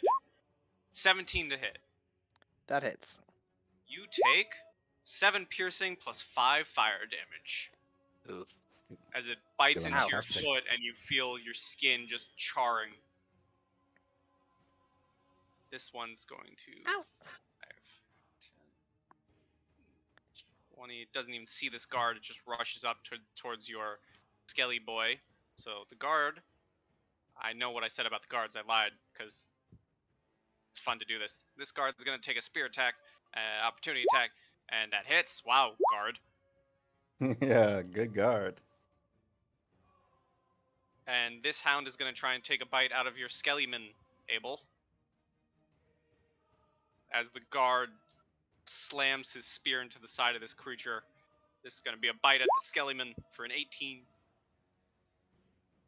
That hits. The skellyman takes 8 points of piercing damage and 9 fire. This Gillian, Yes. it like turns to like ash. Alrighty. This hound is now rushing through the breach. He's actually going to run past Jenna, so Jenna, you can get an attack of opportunity as he rushes right here. I'm gonna just hit him with the with the bonk That hits. for Nice. 10 damage with a water-soaked log. That is the hound's turn. Sankin, they have breached through your wall. It's your turn. Yikes. Alright. Well, I'm seeing these fire attacks hit and not do anything, so that makes Sankin very displeased because I am in fact built around fire. Wait until next level when you can't resist my fire, then you'll love it. Anyway, where we got here? 30 feet? What's this guy? 40 feet away? How far does this go? Cool. This guy's already baned. It looks like he's got something wrong with him. So this guy right here, I am going to... He needs to make me a Constitution saving throw of 15 or frostbite. Which one again? Ping? This guy. That guy. All right. And Bane gives disadvantage on these, right? It's just a minus D4. For Minus- base. Yeah, minus D4 to attack and saving throws. Okay. Oop, I accidentally gave him advantage. I'm just gonna roll again. Okay. 15 fail. and a minus He'll fail. D4. Yeah, he'll fail. So he takes 6 cold damage and his next attack is at disadvantage. Alrighty, you see Because of part of his frostbite. hide just kind of frost over and it's reeling in pain. Still standing. I'm still standing better than I ever did. Is that your turn? Yeah. Abel, you're up. Okay. So Abel is going to bang his shovel against the side of the well. Casting Toll the Dead as it rings out. Except that my original target is also next to my next target because snap. of a feature. Death clerics, man. Yeah, Awesome. So they both Nice, have to nice, make nice. save. yeah. Oh, nice. I like that. All right. Wisdom saves from those two, and they are both damaged. Oof. So I guess one would take 3, and the other one would take 10 necrotic damage. The other one succeeded. Oh, the other one succeeded. Okay. Yeah, he got 19. The Um, first one does take the damage, is still standing. The other one just shrugs it off. all right. The one that didn't seem to take the damage, as a bonus action, he's getting an arrow by a Scully Boy. I guess he's not. Never mind. Scully Boy failed. Just Damn it, Carl, flies you're wild. fired. Leave Carl All alone. right, is that Abel and Carl's turn? You gotta put Carl under him now. It's canon. Oh, yeah, okay, if he survives. If he survives, he gets a permanent name. Right. Hmm. Yeah, I'm just gonna kick it here, because if one of these civilians die, I mean, then Carl B comes into play, so... Oh, that's horrible. Alrighty, Hayase. Okay. How's this one? Which out of these two, which one looks like the most fucked up? The one who is to breach last, so this one. Okay. So I'm gonna. Oh, and he has all of that. That's nice. Okay. So I'm gonna take an attack. First attack is gonna go to him. One hit. 15 hits. Okay. And the other one, 20, will go at. Let me see. Fuck it. Yeah, he can handle it. I'll get it to this because both of them seem like they're gonna flank him. So 15 for this one, 20. So that's 12 and 5. 5 of this one, 5 of this one. Your arrow pierces this hound directly in its jaws as it tries to snap back down on Jenna, and it just hits the back of the throat and goes out through the back of its head as it falls to the ground, choking on its own flame. Nice. This I'll one basically. gets pierced with the arrow, but is still standing. All right. I will shout at Jenna. You got this, bro. Well, chick, lady, sorry. And that would be the end of my turn. Alright, Jenna, you're up. Well, I'm gonna activate Angie. Alrighty, you get Angie. Okay, and what I'm gonna do is I am basically gonna pick this guy up and toss him at these two over here. Okay, let's do, give me an athletics versus his. Athletics at advantage. Which still somehow sucked. Yeah. You go to pick him up, and it's just a standstill. You go to pick up this hound, and it resists you being. It resists So being it's just picked up. grappled. And that was your action to do so. Guess I'll. Maybe I'll just move with my back against the wall. Alrighty, that's your turn. That's my turn. Bit underwhelming. Alrighty. Oh well. So, I'm going to roll a few d20s before we get to you, Chip. Okay. As your archer friends turn around and knock some arrows to fire. Go, boys.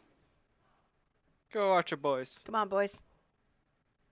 So I'm going to roll 4 d20. That wasn't 4. So 2 arrows hit. Oh, I moved him. Abel, you see in front of you, an arrow pierces through the side of this warhound, and it just drops dead. Hey. Neat. Then you see another arrow slam into the side of this one right here, but it's still standing. Two other arrows just entirely miss. Now it is Chip. As I'm not going to roll for the soldiers on the ground, as you know they're busy kind of holding the defense from the creatures while you guys handle everything. Okay. I am going to cast Frostbite on this one here.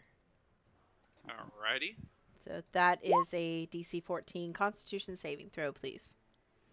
Sure. Take that max damage. Yes. Your frostbite hits the creature, and you see it start slowly turning into a statue of ice as its flames die down, and it eventually crystallizes dead into a shape and statue of pure frost. Guys, Awesome. got a trophy. Awesome. And then can I bonus action peer over the mound and see what else is coming? Give me a perception check with advantage because you're on a rooftop. 17. 17. You peer over. There are no more hounds coming. It seems like the hounds were the breach into getting into the town. However, you do see this large figure standing at the front of the army, shouting out commands in a language you can't understand. It's too far off even for you to understand. It just looks like he's shouting, and you see several smaller goat-like figures grabbing weapons, sharpening axes, and getting their weapons ready. It looks like you're about to get the first initial onslaught of the army itself, getting ready to charge at the town. Okay, I will shout that to everybody, and that'll be the end of my turn. Right, so Chip shouts out that a force of goat men is looking to charge the town, and as that's happening, the final grouping of hounds is getting ready to go. This one's gonna take a chomp at you, Jenna, for a 23. Would you be surprised if I said that hits? So you take 5 points of piercing damage because you're raging, and 4 fire. Ow. This one up here in front of the guard captain is gonna nom.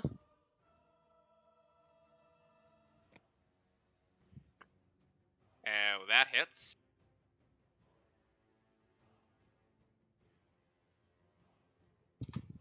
20 damage, Jesus Christ. The guard captain takes this hit. He kind of gets knocked down for a second, but he's still shockingly standing in this fight. And this other hound is going to, well, considering the damage that these guys have been dealing and the large beasts, shockingly, yes. I mean, he's the leader. That's why I said shockingly. I feel like it would be expected that he's still up. Well, you know, he just got charred with fire in front of him. He rose from the flames like a phoenix. Hey, okay, then I'll accept it. And that bite just misses the other soldier. He just dashes off. Sankin, you're up. Okay. I think my friend down there, I think Jenna's looking fine as far as combat goes. So I'm gonna just keep an eye out from up here beside Hayase for now, and I'm going to need a Constitution saving throw from the monster beside Jenna as I cast another frostbite at them. So they fail, so they take 10 cold damage, and then if they're still up, they have disadvantage on the next attack that they make until my next They turn. are indeed still standing. Cool. So they Yes. have advantage on attacks against them and disadvantage on an attack. Yeah. Bad time for them. I don't think I have anything else I need to do right now for my turn, so I'm just gonna hang out up here with Hayase at the top of this roof Alright. in a safe distance away from things that are resistant to me. So here we are. Alright, Abel, you're up. All right. As an action, Abel is once again gonna bang on the newfound well drum, and he's gonna target this one with a Toll the Dead. Wrong character sheet. Okay. Toll the Dead. Where'd that go? Okay, there it is. Boop. Alrighty. Ping which one again? Yeah, Is just a that sec. Hold on. this one? I think he said. Yeah, the one that I have hexed And, or yeah. baned. Alright. Well, he fails. Yes, yes. Okay, so yeah, he's gonna. Does he have? Has he been damaged? He is heavily damaged. Alright, so he's gonna take the 7. That sucks. I hate it when.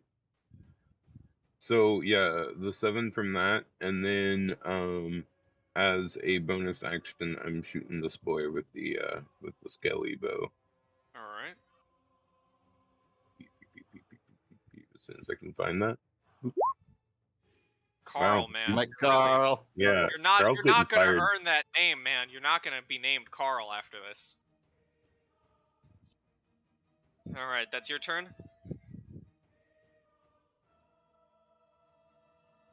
Is Yes. that you, Carl's turn? Okay. Hayase. Okay. Gonna try and take down these two. First arrow goes to this guy. Second arrow goes to this guy. So 2 of them. Okay, so longbow. 18. Hits, and that hits. Okay, so 5 piercing damage to the first one. 8 piercing damage to the second one. And just to be clear, you are keeping track of the flaming. Yeah, arrows, right? I'm keeping track of the flame arrows. don't worry. I'm also tracking them too. So you see the 6 over my face? That's the arrows he has. Left. Ah, okay. Yeah, exactly. Yeah, I'm just because unfortunately he cannot choose to not use them. They just get used, Yeah, which is a sad part about the spell. But you know, whatever. I got mean, 6 it's left. fine. I still have arrows. Yeah. I mean, yeah, you got a bunch. Alright, that's your turn? Yeah. Alright. Jenna, you're up. Well, I might as well commit to my action previously, and I'm gonna still try and geet this boy at let's say the guy biting the big commander boy. Alright, athletics. Oh. Athletics. Do it. Come on, athletics at advantage. 20. Hey. You got a 13. You pick up this hound and just throw it at the other one. Roll me a d12 as they slam into each other and take that amount of damage. D12 plus 4 for damage. Yeah, d12 plus your strength. That's 60 damage. They just collide into each other, and you see them kind of snap at each other with their heads. They're still standing, and they are very angry.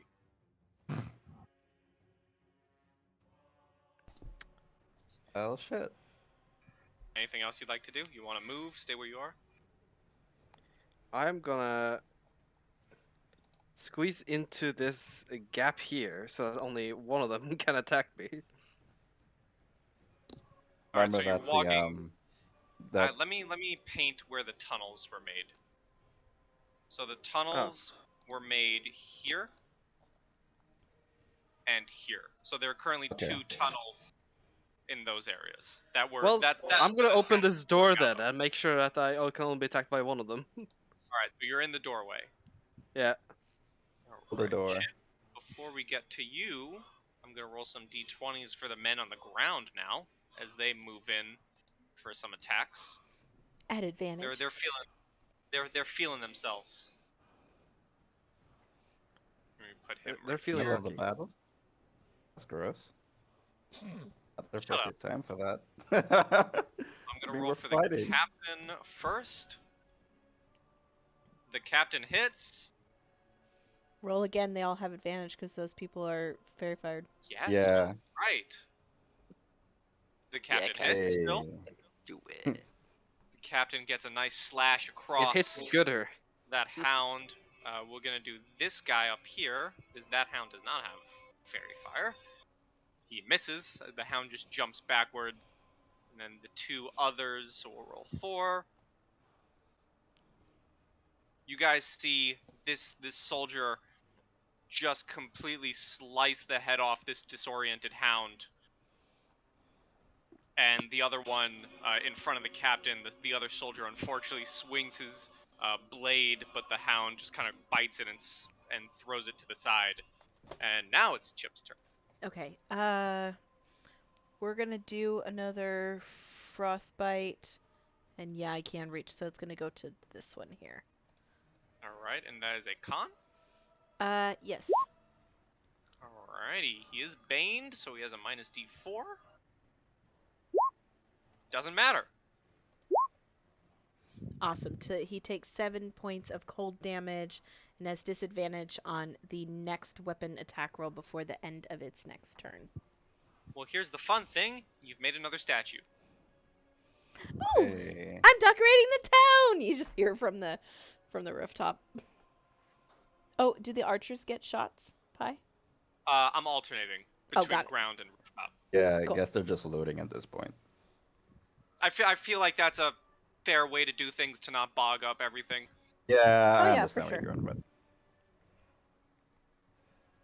And that's your turn, Chip. Still staying on the rooftop. If I can do another perception check to see if I have any sort of idea of how far along the group is heading towards us. I'm basically playing lookout at this point. As long as you're on a rooftop, by the way, for everyone, you will have advantage on your perceptions. I'm too 8. excited. I'm making statues.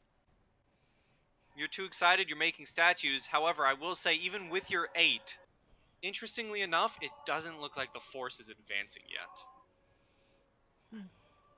Okay. That is your turn. The final hound remains. Dude, just give up already. You see this hound open wide its mouth Oh, and it's gonna try and see. Do It's a gonna chomp. hit both those soldiers and the Skellyman as it unleashes a torrent of fire in front of it. Oh, it's I'm gonna roll Arcanine. 6d6. So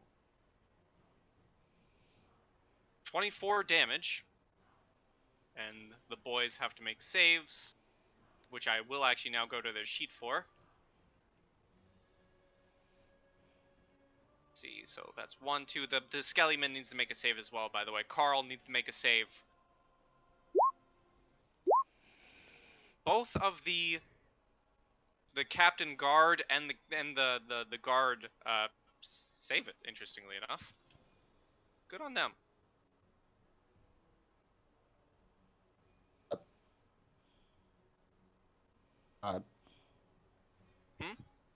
oh, you remember the Skelly boy? Oh, there he is. I was just making sure he's still alive So over there. Skelly Boy takes 12 fire damage. You guys see as this hound unleashes the breath, the captain and his soldier brace for it with their shields. The captain is looking severely charred. He's not looking good. Sankin, you're up. Okay. I can go through. So I am far from this guy. I'm 40 feet away. So what I'm gonna do is I'm gonna slide off the edge of the roof down to the ground, and then just move a little bit, like 10 feet. I think that'll get me within range. 30 feet. Actually, I'm gonna not move that way. I'm gonna move over here, right there. And then on this guy, I am gonna cast Thorn Whip, and if it lands, I am going to drag him up to 10 feet towards me. And since he's fairy fired, that advantage. So a 25 to hit for 3 piercing damage, and then this guy is pulled 10 feet towards me, so away from the captain. So basically in between these guys. So right here. Yeah. Okay. So he's This basically is forced yeeted movement, there. right? So they don't get opportunities. Yeah, I forced him to come this way, but it got him directly out of their way, and then if they all want to turn and run at him or do whatever they want to do. Plus, I'm mainly trying to put him in position where this guy's got a better shot at him if he tries to do anything. You see the captain as this happens turn to you and kind of gives you like a wary nod, like you just saved my life. Yeah, my whip. I like to imagine my whip is like a whip made of like fire and thorns, and I just like yeeted him towards me a little bit. But yeah, that's my Nice. turn. All right, Abel, you're up. Your Skellyman Carl, if he can even earn the name Carl, just got blasted with flames. Right. Is barely holding together. Looking at his moves, it doesn't look like he really cares at this point. Yeah, just he No, looks dude, happy. he's just happy to be here, man. Okay, yeah, so, Carl's gonna make a Skelly Bow attack, which, dude, Carl, You brah. have advantage because he's God very damn it. Oh yeah, that is No. true. Redeem yourself, Okay, Carl. boop. Wow, Carl. Yeah, Damn it, Carl Carl. just misses. Totally useless. Alright, so as a part of his command to attack, I also commanded him to, if he failed, to just jump in the fucking well. Oh. I'm joking, I need Carl right now. Hashtag So, justice for Carl. I'm gonna require a, I told the dead DC save wisdom. Alright. Maybe he's just better at bow. Not bow, but like sword. Yeah, maybe. His real life goal is Come to on, just be a cheat. dancer. Yeah. He fails. Yeah, he's gonna take, I guess, 3. 'Cause he's already taken damage, right? Yes. Gotta hate how Alright, that is works. that Abel's turn? You want to move at all? No, I don't really want to move. Alright, I like my Hayase. well. Okay. Gonna go and take 2 shots. Hopefully end this thing. Let me just, get rid of. There we go. Okay, so shoot shots from a longbow. 1, 2. Okay, yeah, they both hit. Okay. 7. Alright, well, first of all, save yourself that second arrow as the first hits and kills it. Okay. How would you like to kill the final hound? I look at it, basically, Sinking basically drags it, and I'm imagining it's still just kind of like puffing, and as it's trying to regain itself, an arrow just kind of goes through, and then it just falls right back down, and that will be... can I hold the other longbow as an action? Or is that not a thing? You may, however, for the time being, Chip, as you look back over, not, the forces don't seem to be advancing. It seems at least for a few more minutes, you have a lull from the combat. As I exit the house, my first action is going to be to take some of the dead bodies and just pile them in the gaps that they. That was the first thing I was about to say. Fill that shit. Alright, so you take the bodies and they you fill up the gaps in the tunnels. The commander takes a few steps back and kind of leans against this fence. He's looking really rough. A few of his men kind of rush to his aid, and I will... Sorry, go ahead. he shouts up to you, Chip, and says, "What can you see? Why are they waiting?" It looks like they're doing preparation. I'm assuming that it's going to be a bigger wave and probably more intense than this. This was just the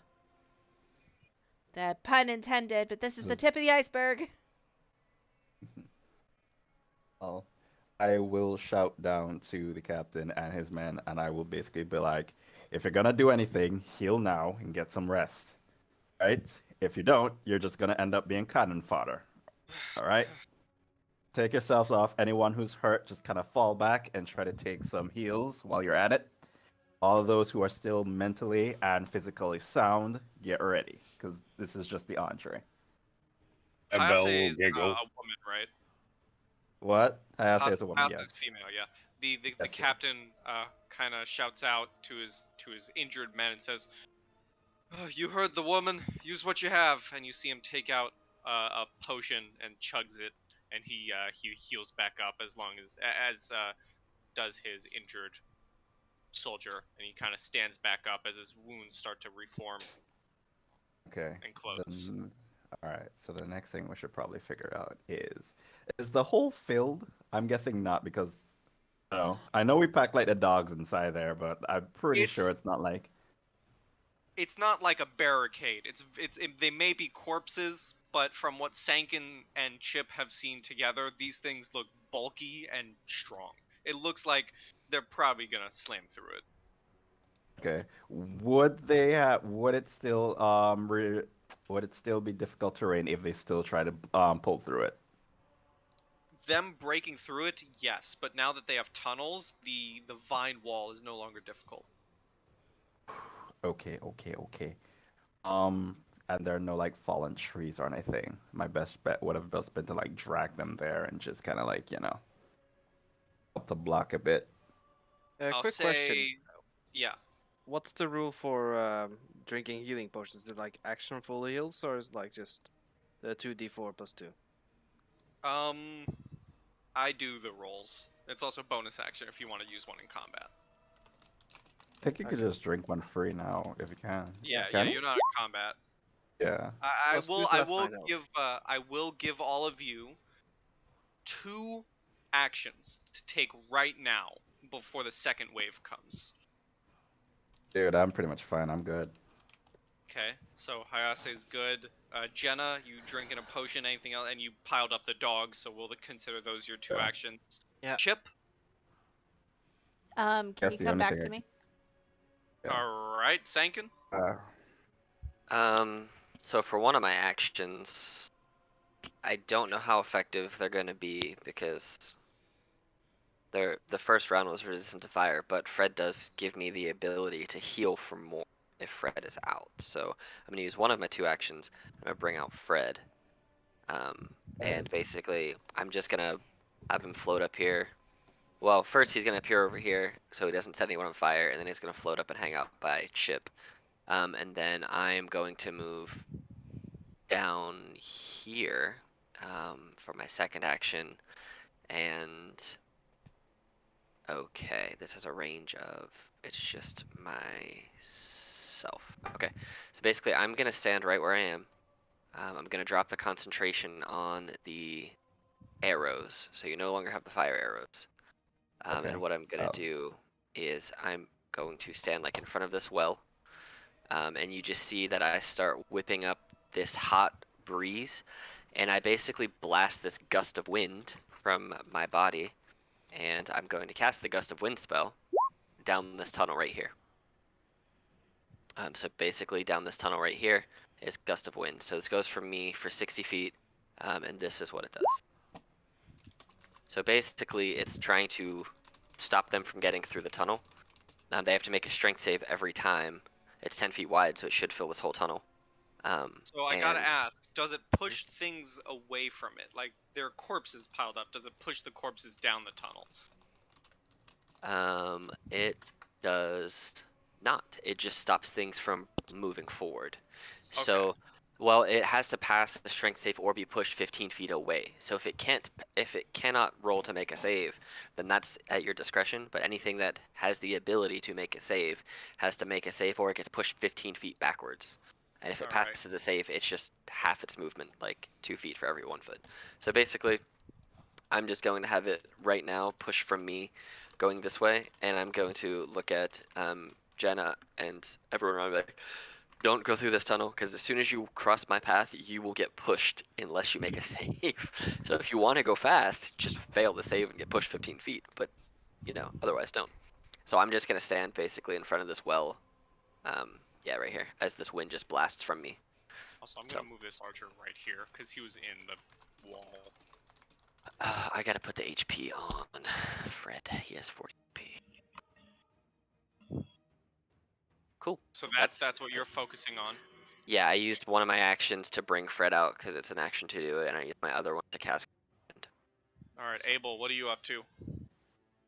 So, Abel, way back when the term cannon fodder was used, he was like, speaking of which, Carl, you're useless. Go reinforce this wall. And essentially makes him like go and add to that corpse pile. Alright, so that's 1. I don't think that there is anything else I would like to do at the moment. Alrighty. Chip, give me another perception with advantage, please. Okay. Oh, sorry. Go for it. Could I cast the Cure Wounds on the captain? Get him back into the fight.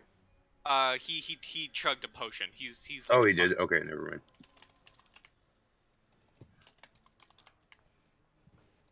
So yeah, Chip, before we take your actions, give me a perception.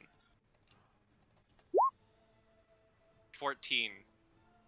All of you hear it, but Chip, you're on the rooftop. You can see it. The sound of hoofs, hoof falls, just charging the town. And as you peek over, a bunch of goat-like figures, axes in hand, are just charging directly towards the town.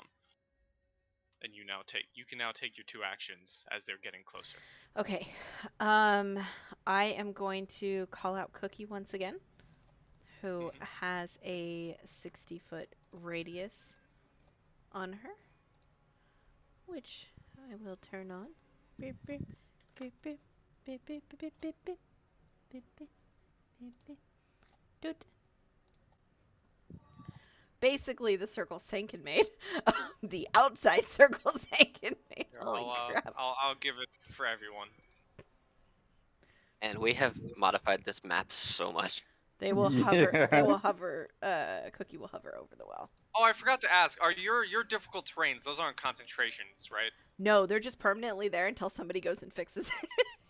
Yeah, Okay. and they're just stuck like that now until somebody decides that they're tired of it. Yeah. You know, Which is fun and So- problematic. not my problem. Exactly. Somebody else's problem. So, Cookie's out, and you know what? So Sugar Plum. Ooh, okay. We have Sugar Plum 2.0 now. Bah. Ooh. Bam. Alright, so those are your actions. Yes.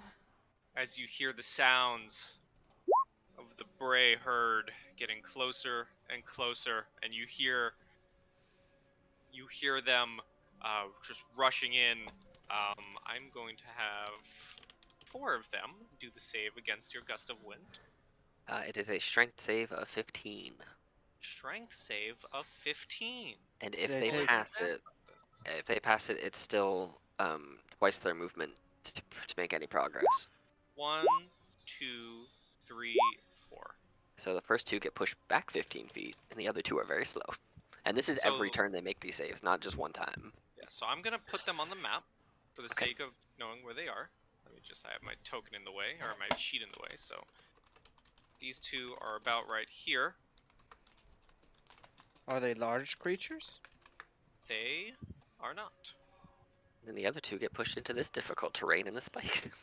The other 2, you hear the sound of air leaving them as the sound of something sharp slamming into bodies and Yep. just meat being butchered. Mm-hmm. I like it. And then some others.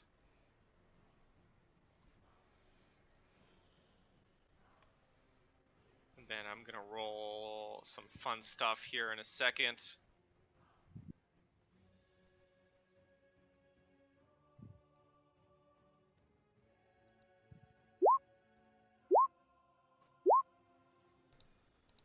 Okay, so you hear, Chip, from this direction, sounds of more bodies hitting spikes. Over here. I will, in this direction in general. I'm putting these guys on the map. You don't see them, but Got it. you did hear the sound of corpses hitting spikes in this direction. And for the sake of things, let's roll some initiative.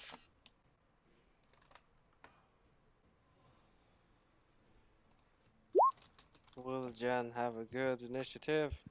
There we go. Meh. As the second wave strikes against the town.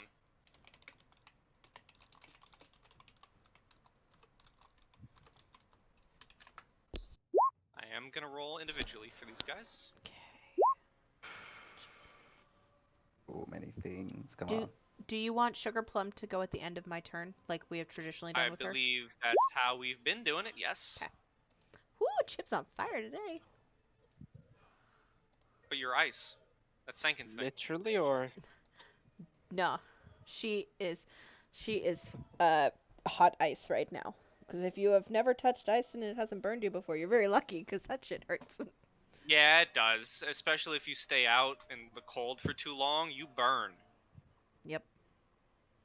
And I have sensitive ears, so my ears end up burning from the cold. Which is fun. Hey, this guy's up first. And,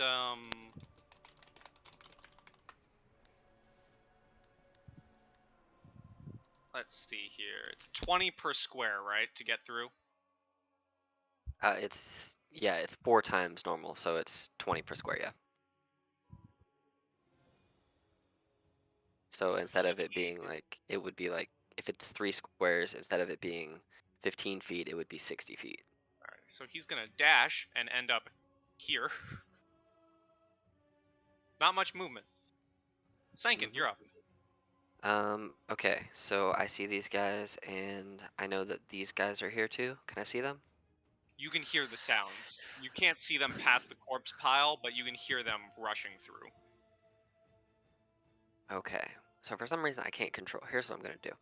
I'm going to just draw a second line because I can move my direction, the direction of my wind as a bonus action between each of my turns. So I'm just gonna draw a second line just because I'm probably gonna switch between the two. One will be green, one will be blue. So that'll just go that way. But I'm going to So you're currently not using the gust of wind on this blue I'm not using the green one. I'm just putting it there so when I Okay. switch, I can tell you which. So I'm keeping it blue right now. For my bonus action, however, I am going to. He has 30 feet of movement. Cool. So I'm going to fly. Fred right there, and Fred's going to throw some fire because I want to see if this will even work. So basically, I'm testing the waters with Fred. Fred is going to throw a flame seed at them, at just the first guy. 12 to hit, which will probably miss. It misses. I would say disadvantage though, because I am picturing the entire tunnel entrance piled up with corpses. Oh, I mean, it's going to miss anyway. Yeah. But I can roll it again, just to see. Same thing. There you go. Well, so it misses. So he tries to throw it. Well, Fred can also hover, so Fred could probably see over the edge. But me not being able to necessarily see what's going on down there, not knowing if fire is going to work. Can I see this guy?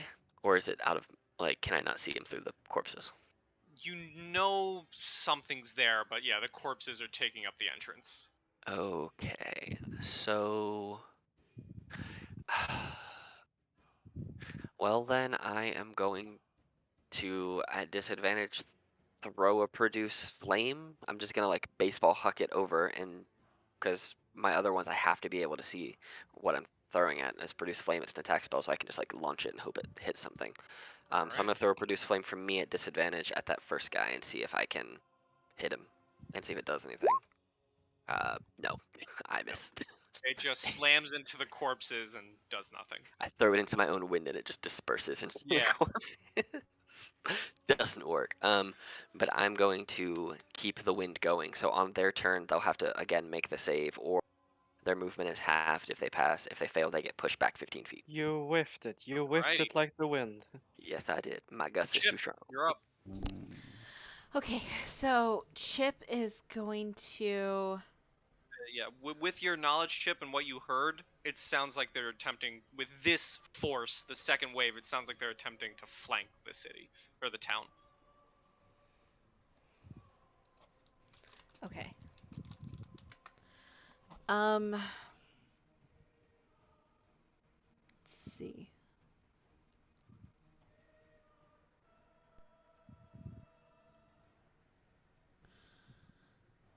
Because I can see this section here, I'm going to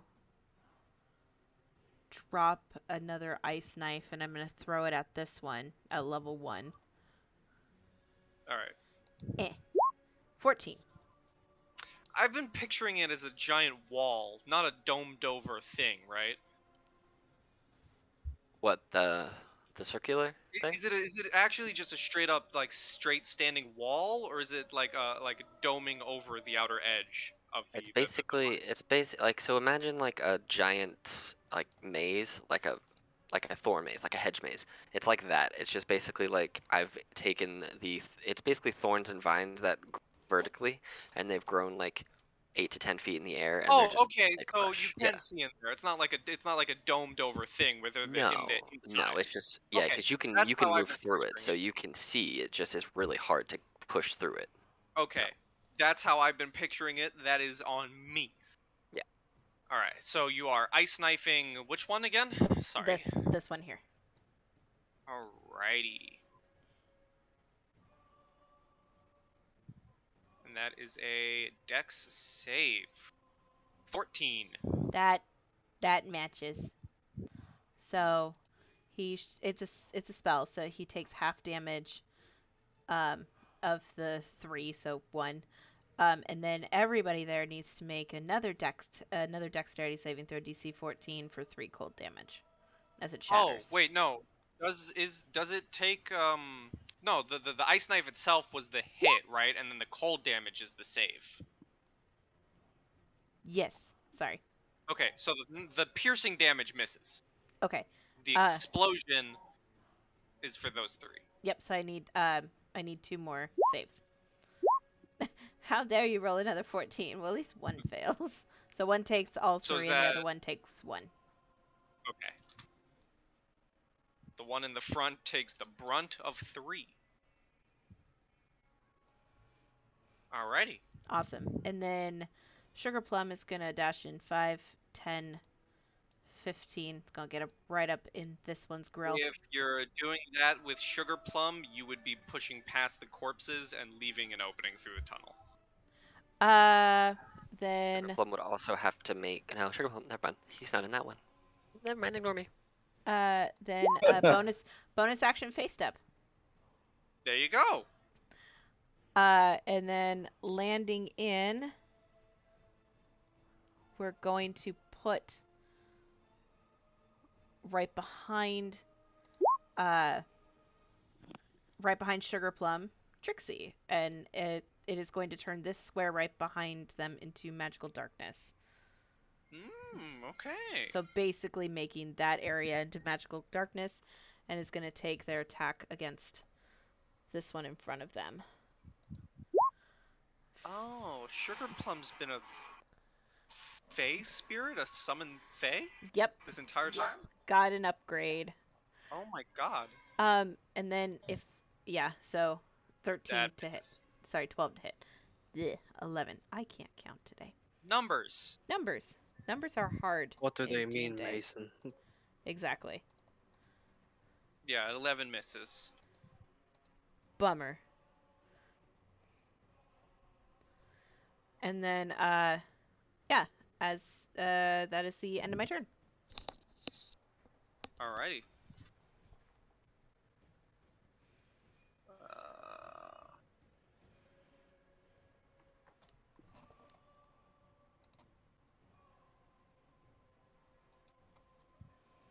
With all of his movement and dash, ends up here.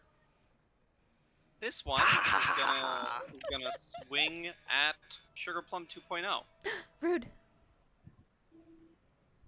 for a 8. Miss. This one is just gonna walk up. Oh, no, can't do anything. Hey, Yasi. Up. Okay, let's see.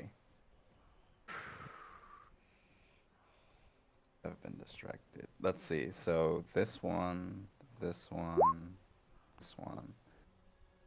Okay. Time being, if I tried to shoot this one and this one, would I be able to do that? Because I think they're like in a straight line in a tunnel right now. Yes, but with the corpses blocking, they would be at disadvantage. Okay, let me see. On the other side, are the corpses blocking this side? Yeah, those like whoever put those red like squares, those are the corpses. Okay. Oh, it's better than nothing. Let's see. Oh, these are just coming in. But I don't think these count. Yeah, These would also be this. you don't Yeah, I see wouldn't. them. Yeah, those I wouldn't see those. Okay, I guess right. I'll guess I'll just use this one and this one. Disadvantage. Let's see how that goes. All right, just 20, 22. They both hit surprisingly. Yep. 9 You managed to find and gaps 9. between the corpses. So that was the first one was at this guy, right? Yep. The second one And is the at second his body one behind was him. all right. They both hit and sink in between the armor. Nice. All right. Yeah, kind of as a bonus action, I check to see what's going on above, if anything else is being sent at us. Perception. That's what I'm asking.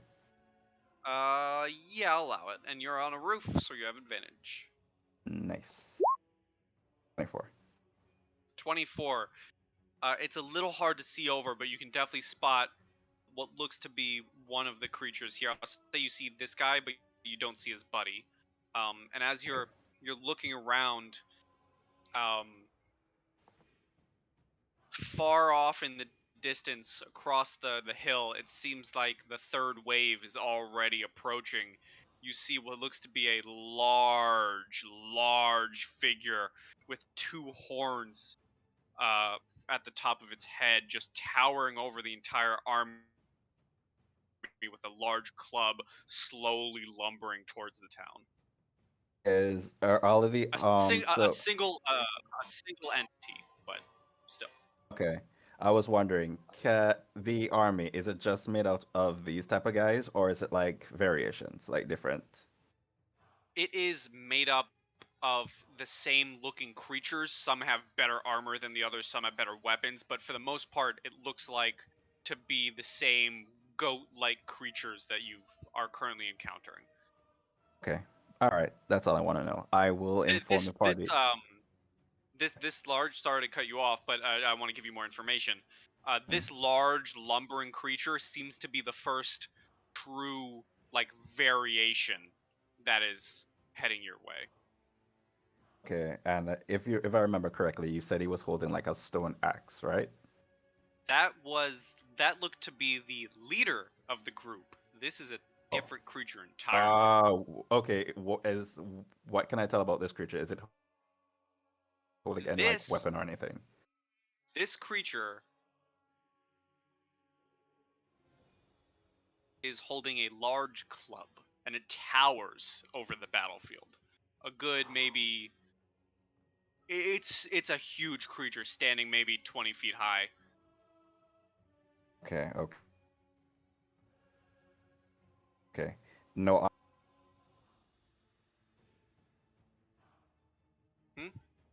I was asking if there was any armor on the creature. It doesn't look that armored.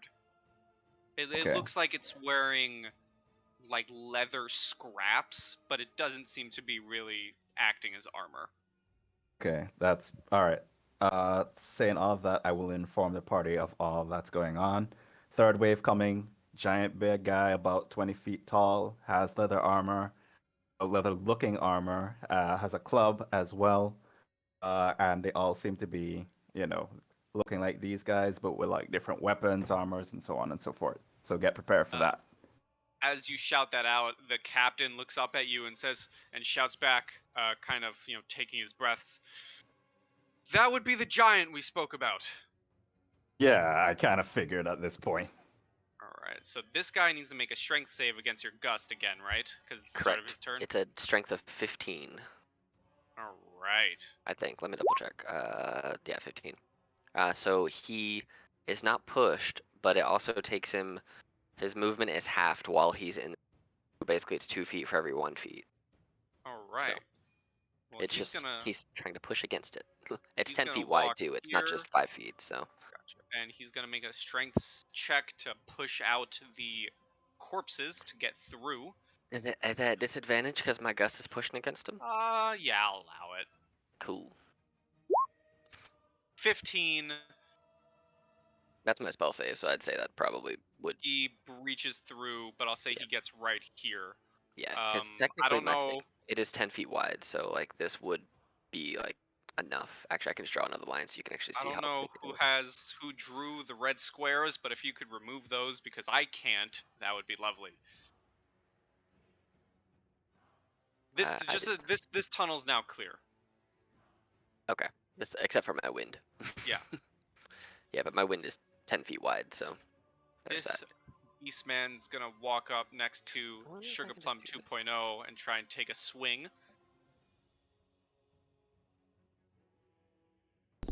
Okay. Boom. That unfortunately hits. 8 points of piercing and an additional D8 because they are brutes. So 9 points of piercing to Sugar Plum. Got it.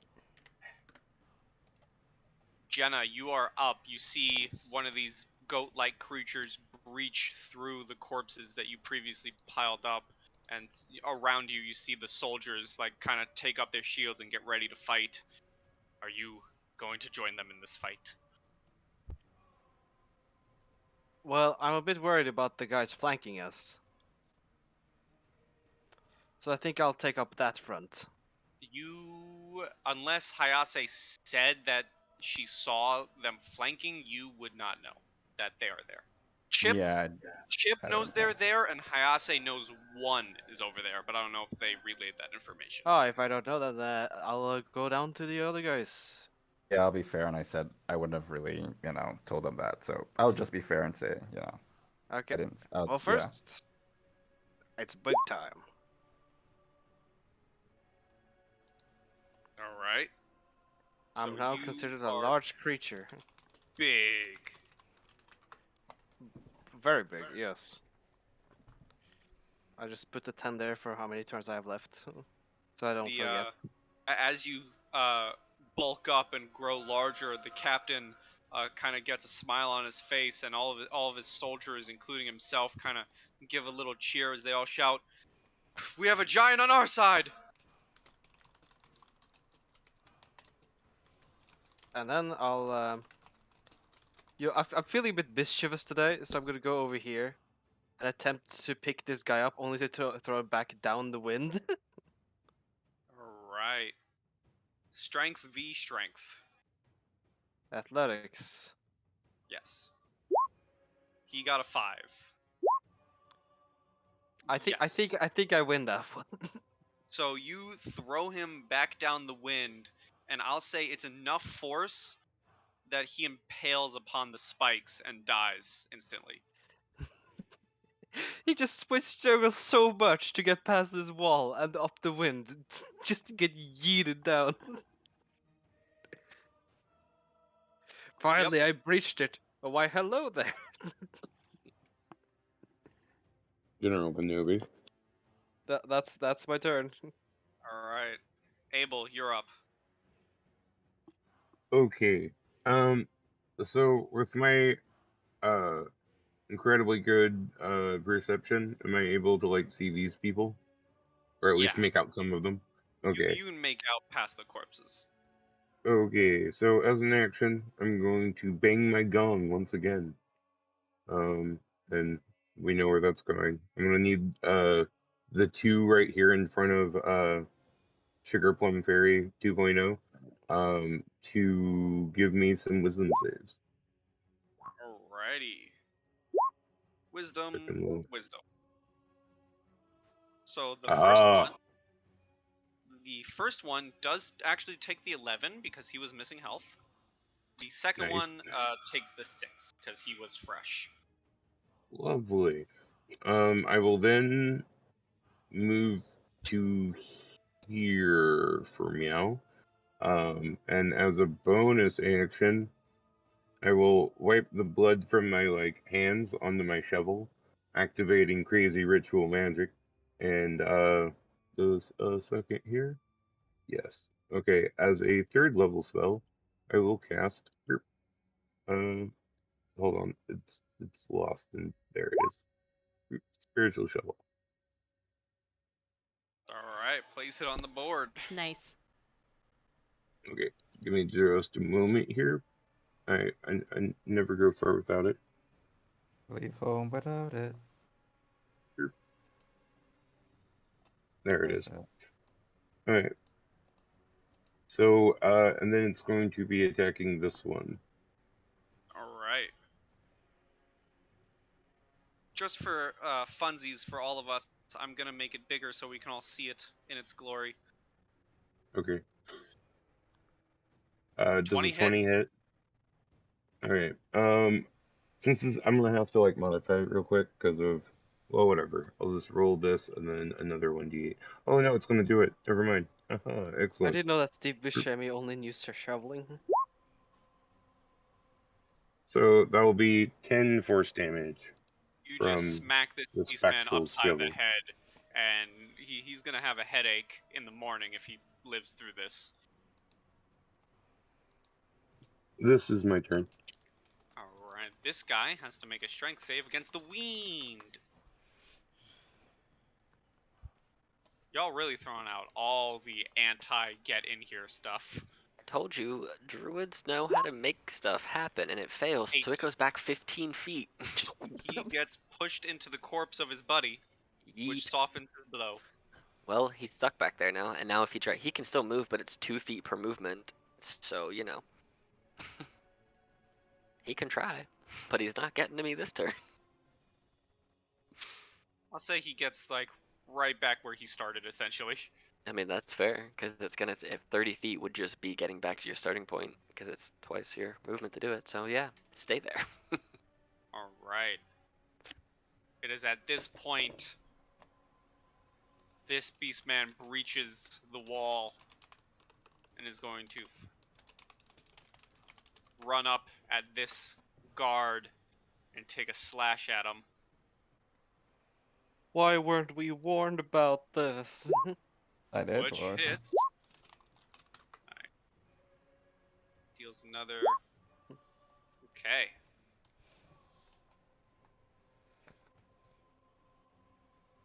This guard just took a heavy blow and is looking not so great.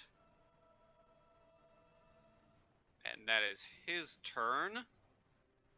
Sankin, you're up as you hear the sounds of a beast type creature just charging through and smacks this soldier next to you.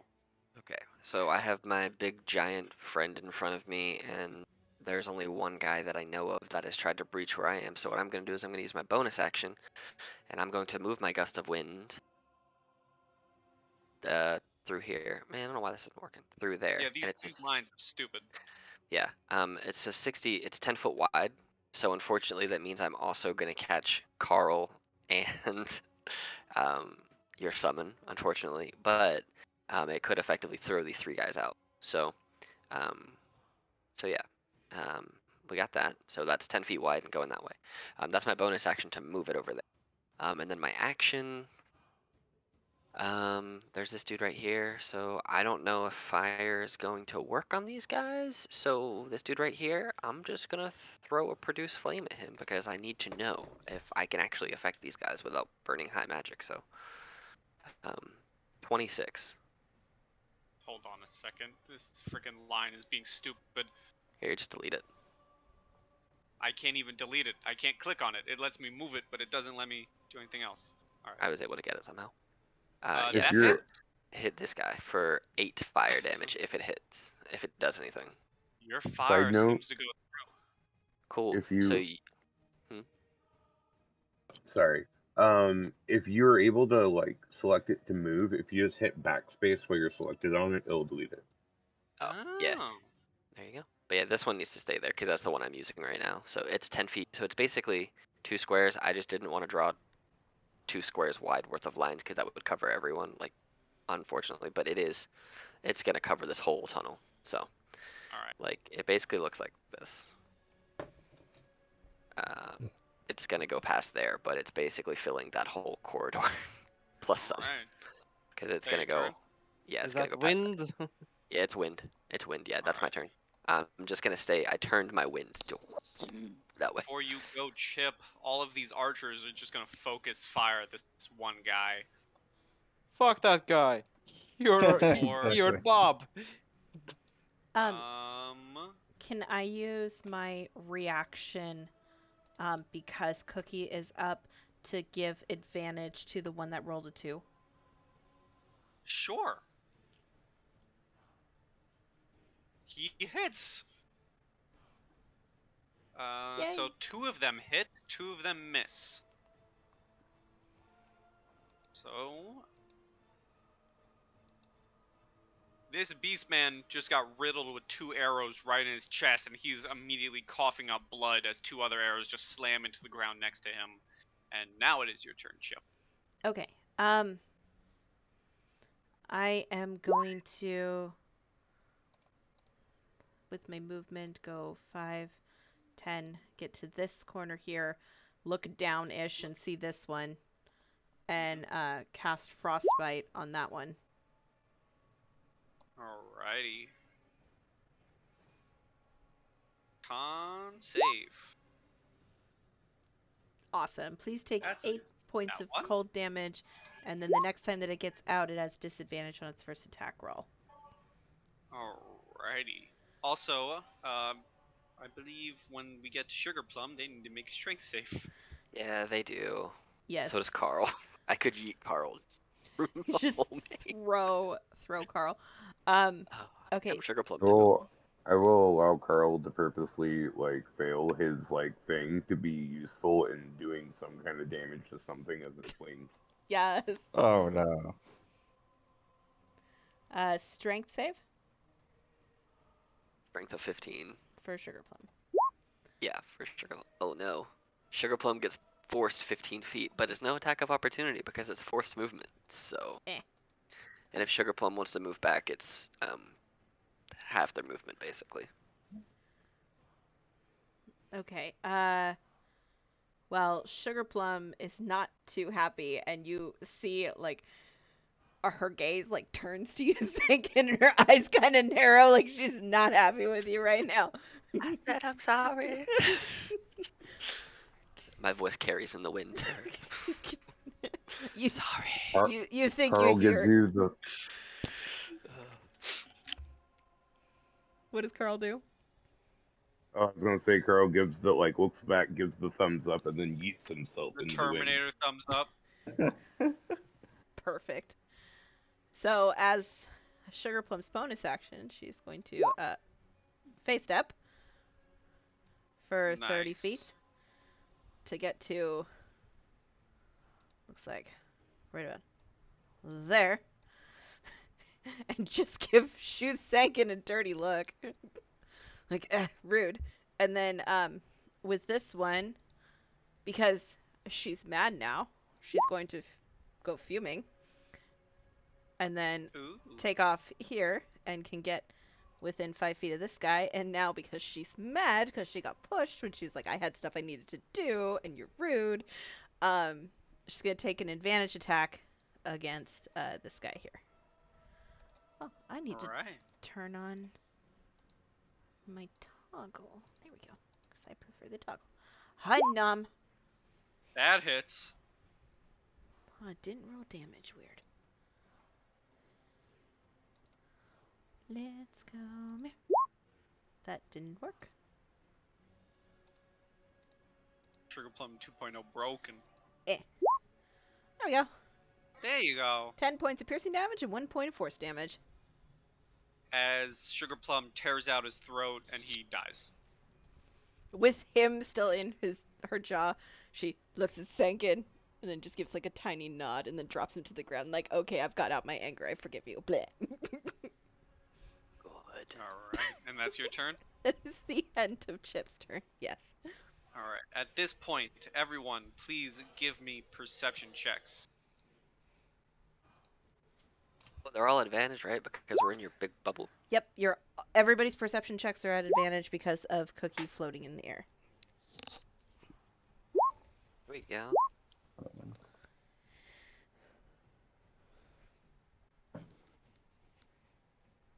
Jenna, give me a perception, please.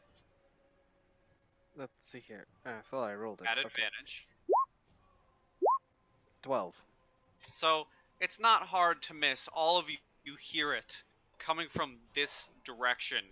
The sounds of something large stomping their way through as a portion of the vines just break through as this breaches the walls. Does it make all that movement on its turn? Oh God. Because that's like ×4 movement to get through there as it breaks Well, I'm through. gonna So- have oh, it roll initiative. good. I was like, don't exactly this turn. As it breaks through, you see its large club Oh no. swing at one of the buildings, absolutely obliterating this one archer and completely demolishing this entire building. So this building is now rubble. Ah, shit. Shit. Okay. I got And wind, I'm going guys. Roll initiative Oh yeah, this is an 8 now. for the Chaos Giant, I got 8 more rounds of wind. who got an 8. Oh good. Great. It is this guy's turn, who's going to break in. Oh no. And he's going to just spend all of his movement to rush up to little Sugar Plum here, as that's the first target they see. It will be its turn, though. This guy needs to make a strength save. 15 feet. Or it's EC 15 strength. Get out of 4. here. Gets pushed 15 back. He'll just be right there. Feet. Okay. This guy has to do the same thing. Mm-hmm.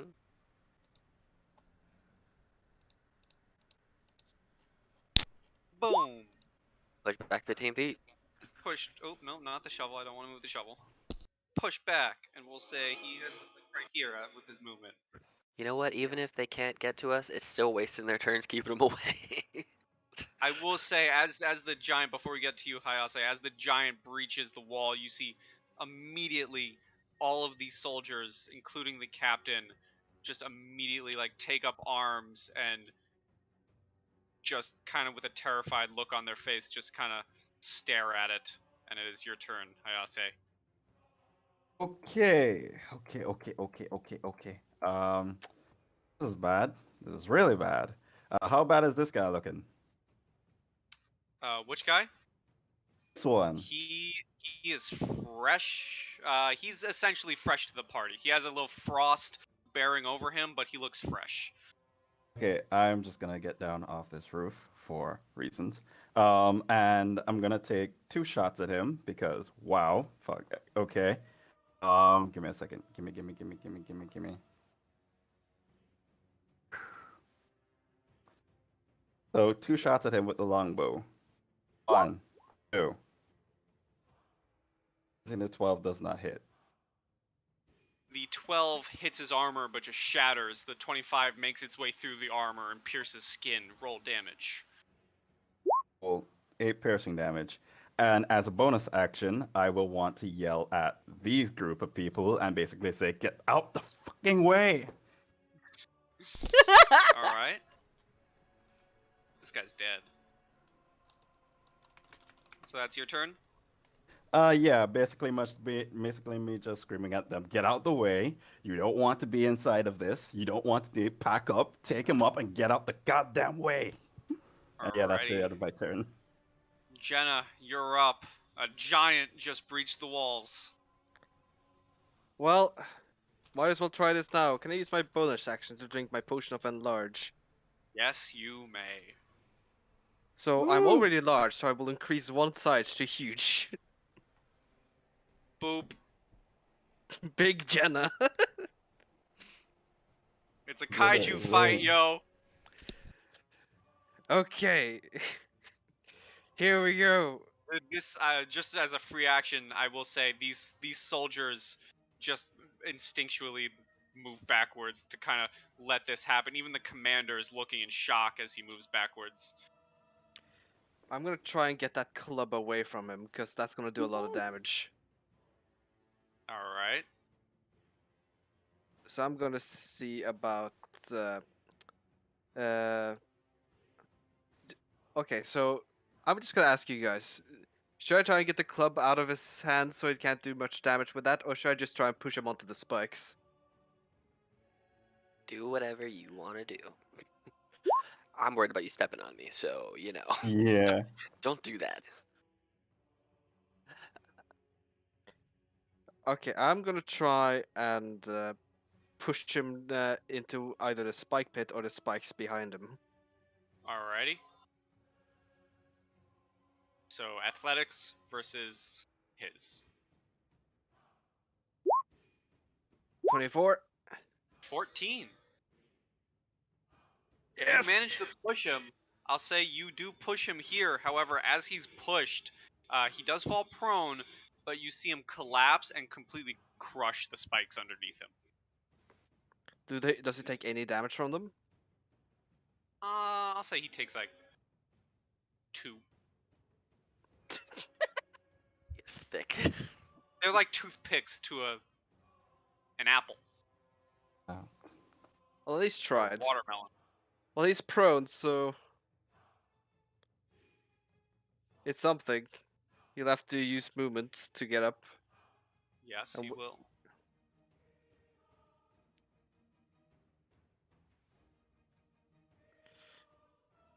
Anything else you'd like to do? I'm probably gonna regret this, but I'm gonna go over to him. Probably here. Maybe the others can help. Alright, that's your turn. Yeah. This beast needs to make a strength save. Let it be known, I'm basically a window fan between Godzilla and Mothman fighting. Just saying. 18. He doesn't get pushed anywhere, but his movement is halved. He's gonna get here and try and push away the corpses. I'm just a box fan in a Godzilla He fight. doesn't. That's What a his metaphor. turn. The giant stands up. And he stands up, staring you in the face, Jenna, and just absolutely lets out a loud roar as spit and bits of human flesh comes flying into your face. As he reels back with his giant club to slam into you. Funny. Ow. So, were you raging? You were I angry, I have right? not. Yeah, it was some turns ago. Well, you take 14 points of bludgeoning damage, half of that if you were still raging. I am not. So So you take 14 points to the face as he reels back for another club attack for 21. that one's gonna hurt. For 17 more points of bludgeoning. Ow. Heals. Someone. Abel, you're up.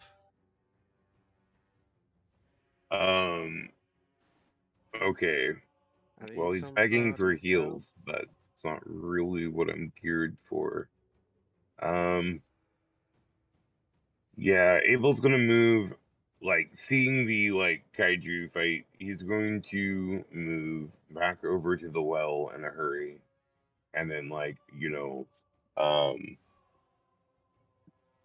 do a little bit more of a blood ritual, and cast Bane again. Oops. Oh, wait.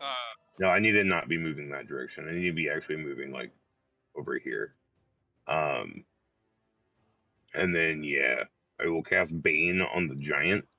And Alright. I think I That's a can see charisma, right? this one. Yes. Charisma save. So one of the giant and one of the beastmen, correct? Correct. So charisma for the giant. He has a -2 to that. Huh. And then Damn. the beastman for a 1. Okay. So at least that one's Bane, not the one that I was going for. But hey, yeah. And then as a bonus action, I'm attacking the one that's baned with the shovel. The shovel Alright. can't get to Chaos Giant in this turn.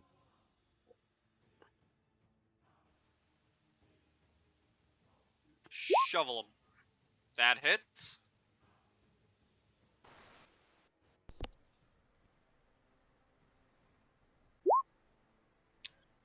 Alright, he is not looking great. He is looking on death's door. It doesn't look like that's. Oh, it might be. Never mind. Is that rolling right? It's doing a d8 plus 4. Are you supposed to be doing more? I'm casting it at third level, so it should be 2d8. But I think it might. No, it's not. So I'm gonna roll that second d8 and then do some stuff later. Alright. Well, thankfully you did that because you whack him upside the head and it kills him. All right, sweet. One of those You down. only get the extra D8 every 2 levels above second. Not every level. It says above third, or above at third level. Wait, hold on. Or every 2 levels above second. Which is the sad part about spiritual weapon. Yeah. Yeah. Slot of third level or higher. But the second part of it says it has to be 2 levels above it. When you can roll it cast a however you spell using a spell slot of third level or higher, the damage increases by 1 for every 2 levels. Oh, Yeah. what the fuck? Yeah. Okay. I'll allow it. He's dead. It's stupidly Yeah, worded. Yeah, Yes. it's a real annoying thing. Yeah. I'll allow it. He's dead. Sorry. All right. Yeah, it's Yeah, that's all I can do now. Alright, this beastman, now he's free. And he's gonna run up to this guard and slash at him.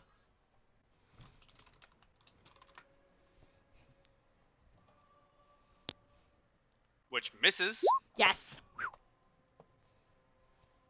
See here.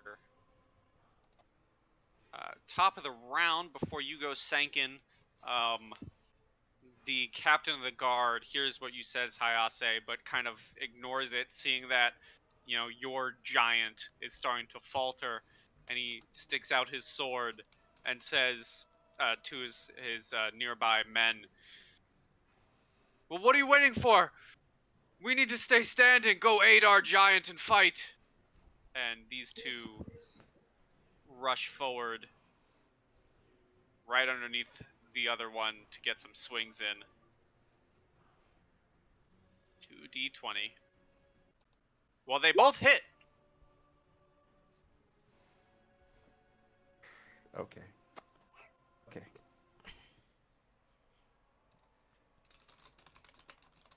And they are just slashing away at the feet and legs of this giant who's just kind of shrugging the attacks off. And Sankin, you're now up. Okay, so bonus action. I'm going to move Fred over here, and then I'm going to float Fred like 15 feet up in the air because he has a total movement speed of 40 when he's hovering. So I guess he can technically move. He's 20 feet up in the air. And what I'm going to do is, because I can't necessarily afford to leave where I am right now, I am going to, through Fred, cast a Cure Wounds at second level, and I get an extra D8 because Fred's out. So you get healed for 19 plus 8. You get healed for 27 healing points. Our giant friend. 27?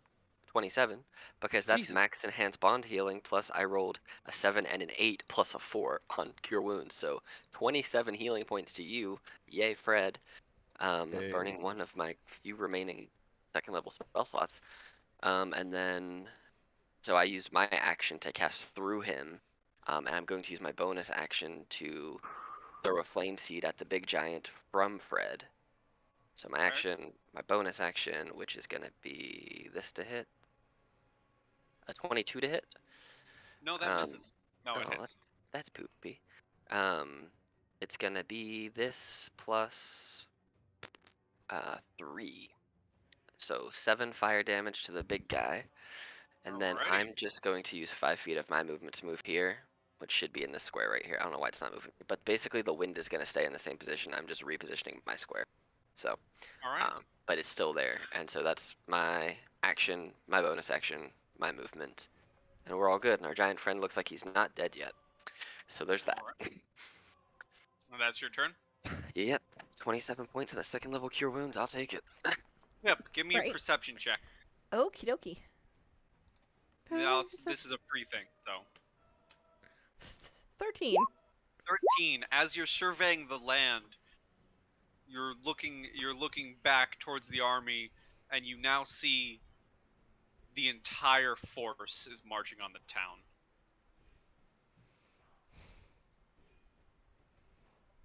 Okay. All right. Chip is gonna kind of crawl down on the on the roof and like balance herself, and she's gonna shout over to Hayase and be like, "Hayase, I think I can help, but I Okay, need you to be I'm okay listening. with this." Hayase just kind of looks at you very skeptical, but she looks at the giant and just be like, whatever you're gonna do it now. Okay, and I will start tracing symbols in the air, and it turns into like this beautiful druidic symbol carved out in ice, and it's a symbol that Senkin would be familiar with. And she pushes the symbol real hard, and it flies towards Hayase, and I'm going to cast polymorph on Hayase. And I am going to turn her into essentially a reflavored earth elemental. But That it's big going boy to look pie. like ice.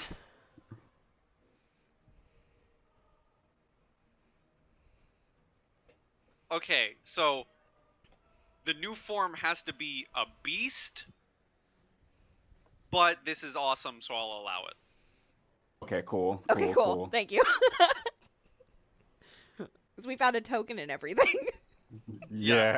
Because this is awesome, I will allow it to not be a beast and instead be an icy elemental. So I'm just gonna move Hayase here. Unless I assume you are throwing down an actual token. Yeah. I think Kenzie has it. Oh, sorry. I thought you would want it because you would have control over it. Yeah. Give me a second. While Kwashi's doing that, as a bonus action, I would like to reach into my little bag and pull out a very special cookie I've had for a very long time and eat one of the Mrs. Claus short rest cookies that you gave me. And I have one left now, if you will allow me to eat it as a bonus action. Yes, I will. Awesome. And that gives That was Chip's first game. Yes. Yes, it's one of the few things she has. So that will give me essentially back my my spirit totem. Do you consider that an interact with object as a no, it's a potion actually. Okay, so that is the end of my turn. Yeah. Cookie is still up. We have a polymorphed we have a polymorphed earth elemental that is flavored to be an ice elemental because she's from the North Pole. And then Chip kind of just scoots back onto the roof and settles herself in for a very long time of concentration. Alright. Don't forget your attacks from 2.0. Actually, 2.0 disappears with a howl because she's also concentration. Okay. What's up, Quash? Is it possible that you could give me the Earth Elemental stat block from the compendium? Sure.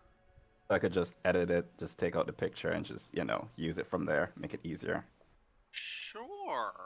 I'm gonna give you a character sheet. Okay.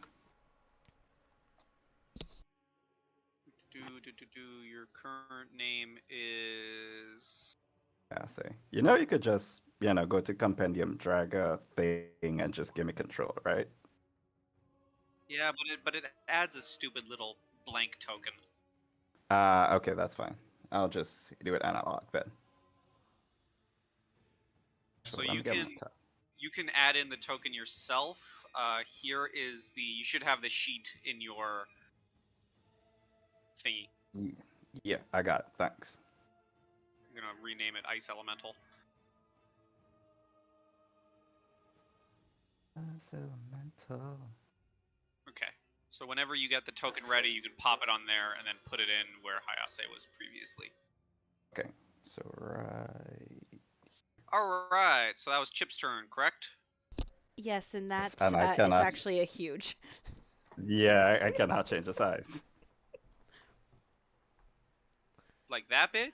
No, huge. So It's it's 3. large. Like that big? Yeah, it's that big.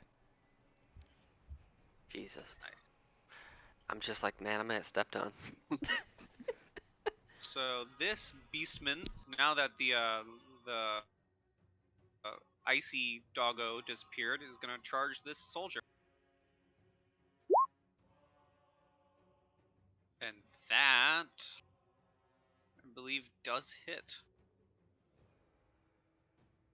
That misses. The soldier just bashes it across with his shield. And this guy needs to make a strength save. You pass it. Makes it. He's just gonna start walking up through the wind. This guy's gonna do the same thing. Bleh. Get out. How you like all your guys Walks continuously right getting pushed away, not able to get into the fight? Oh man, They're getting bullied. they are. Heya Elemental. Stuck it across them because I wanted to get over there. But these motherfuckers had to be, oh yeah, let's be brave and attack this guy. But fuck you. Okay. Okay then. When you're a giant, you basically could move. Do you move the same way or do you get like extra steps? I think it's the same movement. Same I'll say movement? you can walk over people. Oh, okay, and good. That's You can exactly. also burrow as a earth elemental. Okay, so I will borrow. And I will put a little token on there. We'll borrow. I'm gonna go with this. Yeah, I'm gonna go with this. Time being. All right. I will borrow, and I will move 1. I got 2. Wait, I can dash while borrowing, right? Or is that just like a? It's just the What? dash action. Yeah, it's just movement. Yeah. You're just underground. Oh, okay then. Nope. So I'm gonna move right about here. I don't need them. And yeah, that'll be the end of my turn. I'm going to put you in the back. Yeah. So I like to picture as just shards of ice like shattering through the ground as you're. Basically, dig from Pokemon, just with like the trail coming up with ice. So yeah, that's pretty much it. Yeah. All right. Anna, you're up. I will now activate Angie. All Alright. right. Just so I remember, put that there. And then I'm basically wielding this as a 10 feet wooden log as a baseball bat at this point. How much damage would you say that does?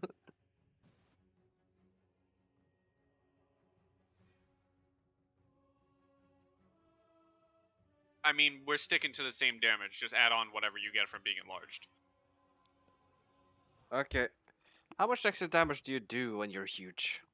You get a D4 from your potion, from the potion, but I don't know if you get something Rune Knight ability. You have to check. I get a d6 for the Rune Might ability. There you And go. plus So you 2 have for rage. So, but first I So gotta you- hit. So, so you would get a D6, a D4 plus 2, D10, 6, 4, and a plus 2. Jesus. there's a lot of 11 hits. Can I use my reaction to 11. give her advantage? Because You may. So Cookie's roll still again. Okay. Come on. Yes! Oh! That hits for sure. Yeah. So, Well, the auto damage from the max dice is plus 20. So, Yeah. Fun with that. wait, so we're going max damage on this one. Is that the crit rules? I think so. Is that how you're doing it, Pi? Yeah, that's up to Pi. Yeah, sure. Do you want me to do the math for you? Since I know you don't If like you math. could kindly. So that Cool, would be alright. 20, I can do the normal math. Crit math fucks me up. Yeah, so 40. whatever. Same. It's 44 damage. So you gotta. So you rolled a d10. So you have to roll 6 for giant and your d as well, and then that'll just add 20 to whatever you plus your 2, and it will add a 20 to whatever you roll, because the 20 won't double. So it would be the 2 and the 4, because you're already taking the max for the 6 and the 4. So that's 6, 12, 14 plus 20, 34. There you go. 34 damage. Plus the 2 from rage. That added the 2 Oh. from rage in there. Yeah. Okay, so it's 34 then. Alex, I appreciate you so much. Pretty sure that's what it is. A I'll double bonk check of my- 34 damage. He's not Yes, looking. 34. I mean, he's still pretty healthy, but he's definitely taken a pretty big blow. Is that your turn? That's my turn. Right. The Chaos Giant is going to take a Great Club attack back at you, Jenna, for a 20. 20 hits. Take Half half that. of that. So that would be 9 damage, because I like to round up. Okay. And then he's going to take his second swing downward, and I'm not even going to roll any damage as he completely obliterates these two guards. No! Joe and Billy! They are Yeah. pasted on the ground. How dare you murder Joe and Billy like that? He brought it on himself. I told it to run. My God. Abel, you're up. Abel, realizing we just need to get this thing down as fast as possible, is gonna go kind of suicidal and is going to run in between the giant's legs at the other giant. Pew, pew. And is going to cast Inflict Wounds.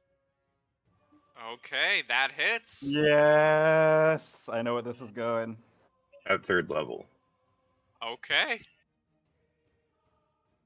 And then, since contact has been made, I'm gonna touch Death's ass. So let's see, that'll be on 5, so 15 plus the 29. 44. This giant, as the necrotic energy is flowing through him, he drops to one knee and kind of puts his one hand on the ground and is using his club as a kind of support. He is horribly bleeding. His skin is like sloughing off. He is about to die. He is still standing though.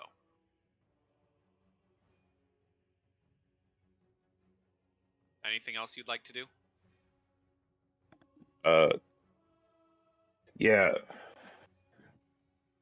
Pew, pew, pew, pew, pew, pew, pew. Because if I can double check. There. Okay, yeah, as a bonus action, I'm gonna attack this dude with my shovel. Alright.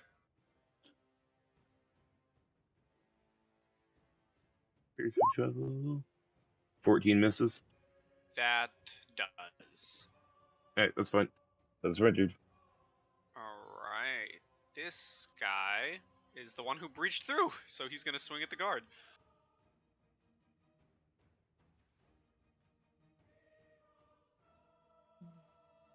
For a hit. And an additional d8. Oh. Oof. This guard is looking horrible. He just took a hit right to the face, and his face is just broken, but he is still somehow standing. As it's the top, the archers, the guard captain, kind of shakes his head in sadness for the loss of his brethren, but knew this had to be done, and he's going to aim up his sword and command the archers to focus fire the giant. for 3d20 as one was destroyed. This giant, you see 2 arrows completely whiff, but the 3rd arrow strikes true directly into the face of the giant. Abel, I am going to need a dexterity saving throw as the corpse of the giant comes lumbering towards you. Oh. That one brave archer managed to take it down and had 2 health left. Yeah, I'll say you managed to make it out of the way. I'm just gonna put you in the remains of the broken building right here as you dash out of the way of the giant. And now it is Sankin's turn. Okay, so Chip's gonna float down to this guard, and That's then Fred, he, not Chip. Fred, sorry. Fred's gonna float down to the guard, and then fiery teleportation the 2 of them up on top of the roof of this building to get him out of the way of that guy. So I need a dex save of 15, or that guy's gonna take 4 damage. 5 Alright. damage, sorry. Dex save? Yeah, 15, or he takes 5. So he takes 5 damage from Fred as he teleports the dude up onto the roof to keep the guard alive. Because he's not trying to just let random people die. How's this guard looking? Or how's he looking, should I say? That guy looks rough. Not death's door, but definitely rough. Okay. Well, then I am going to... I'm going to throw a produced flame at him. Alright. A 22 for 17. You just char him as he burns on the spot. Cool. So he basically got a little bit of igniting from Fred, and then I just like whipped up this baseball and just like slided it right into his underjaw and just exploded him, keeping this guard safe and, well, hoping this guy over here keeps his shit together while keeping these guys pushed away with this wind. I'm basically battlefield control right now, just keeping people at bay. That's But your turn? that's my turn. Alright. Chip, give me another perception check. Okay. 21. So, during all of this combat, all of this time passing, the herd, the Brayherds, you glance over, they are a lot closer than they were a few seconds ago. They moved fast.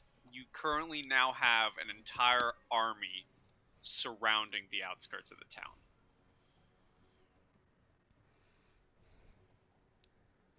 With a single large goat-like figure standing at the front, just staring at the town.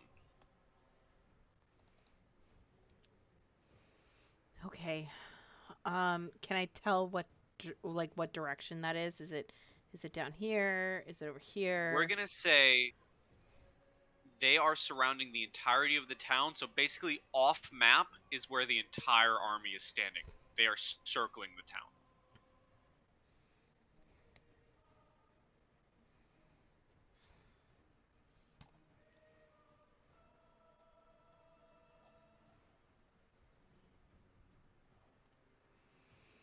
Okay. Uh, I will.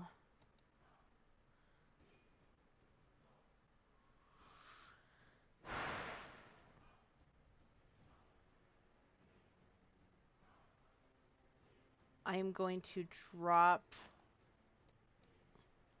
I'm gonna drop Cookie. And replace Cookie with Holly.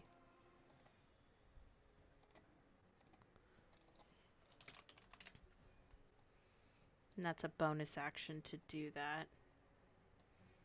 Boop. Holly's gonna go right where Cookie was. Alright. Just running around in the air.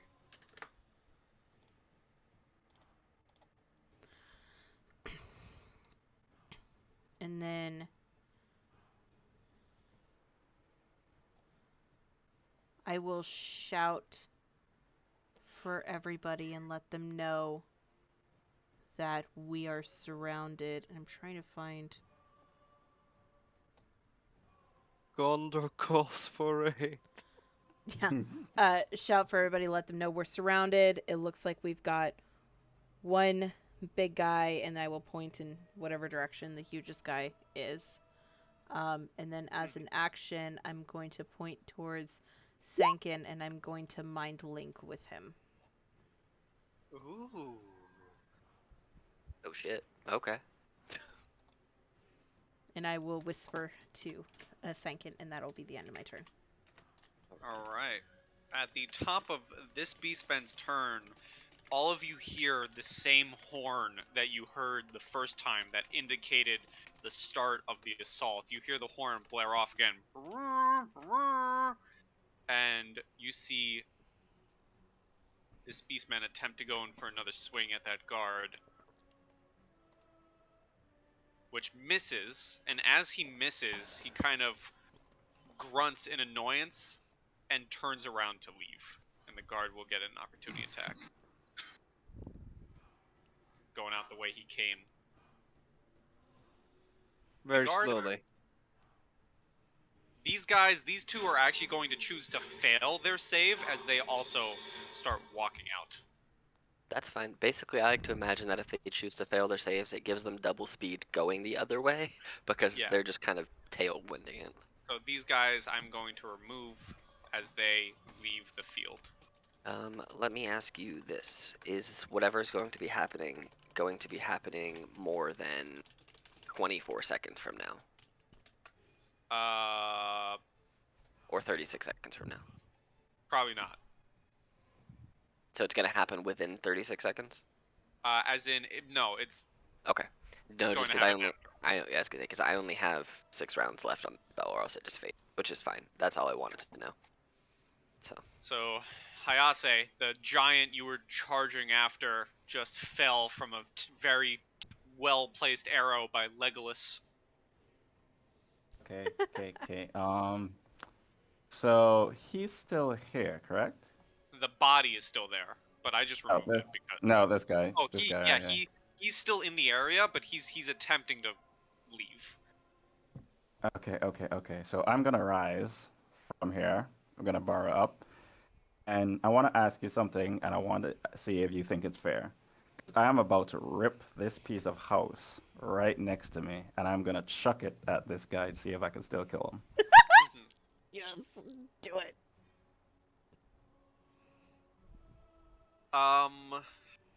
I will allow it. You may get your elven archer a friend. Unless you're Just- trying to rip out the backside. Yeah, the back is basically where I was going for. So, don't even roll anything. You break up from the ground, rip off a chunk of this house, and the archer kind of backs up a little bit in surprise. You lift it over your head, toss it, and it goes. Have you guys ever seen Cloverfield? Yeah. Mhm. You know the scene where the Yep. Statue of Liberty's head rolls down the street? Yep. That's what happens to this guy. It just completely slams through the vines, but it turns this guy into a paste, and he is just dead. I'm satisfied. I guess that would be an attack. Yeah, that would be it for me. For all Nothing else. purposes, Yeah. until something else happens, which it seems like something is building up, I will allow you guys a short rest here, as it seems something big is getting ready to happen. You guys can recuperate. Oh I shit. still get to stay in the form. I guess I would No. eventually turn back to my normal size. No, Oh, 'cause if yeah, we take a short rest, yours is gone. That's unfortunate. I will allow a short rest. You don't have to take one if you don't wanna, but It's up to you guys. Like, None of us are warlocks. We're not gaining anything.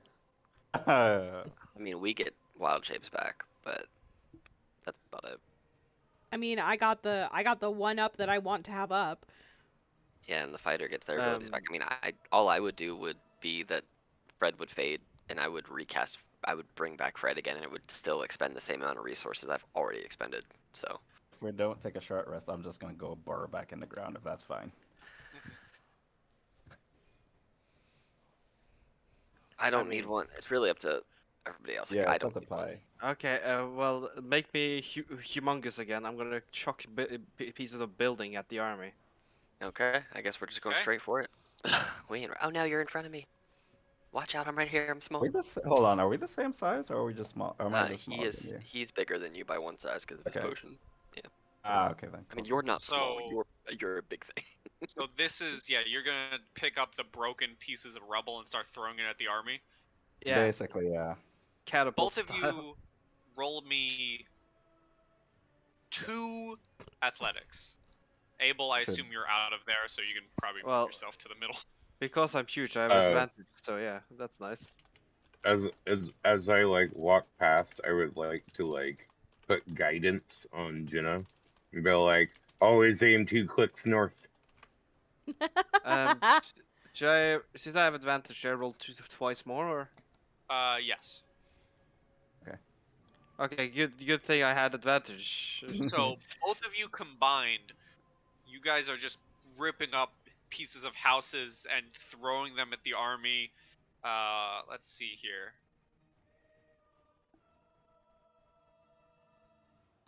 Would you say Let's that's do a something round or fun. 2 rounds? Well, we're doing something fun. You guys, I didn't do /R.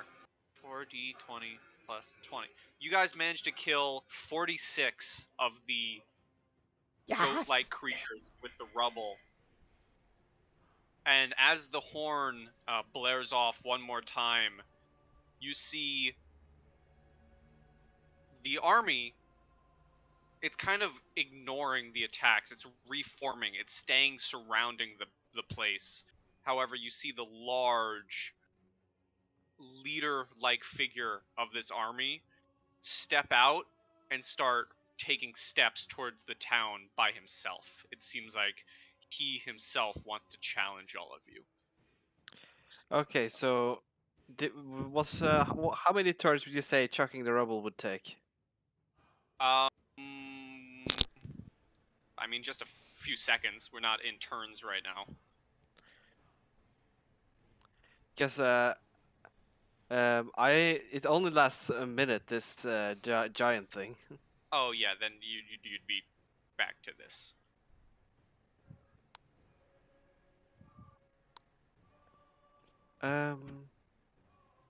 Okay, so how long does the enlarged potion last? I think you have to roll a dice to see how many hours it lasts for. I think it says in its description. Potion of growth. Yeah. 1d4 hours. So roll a d4. Okay. D4. Nice. 3 hours. Chip will come to the end of the building here and wave at Gina. Come here, and she will hold out her hand for a high five. Come here. Crushes over there. Can I wield the big guy's club? At your current size, it is too big. Oh, really? Okay then. Wait, can I? I mean, I have the racial feat which enlarges, which doubles like the carry weights that I have. So, I technically could, in my current size, carry. I'm Half not a giving you ton? a giant club. Ah, come on. Nah, I get it.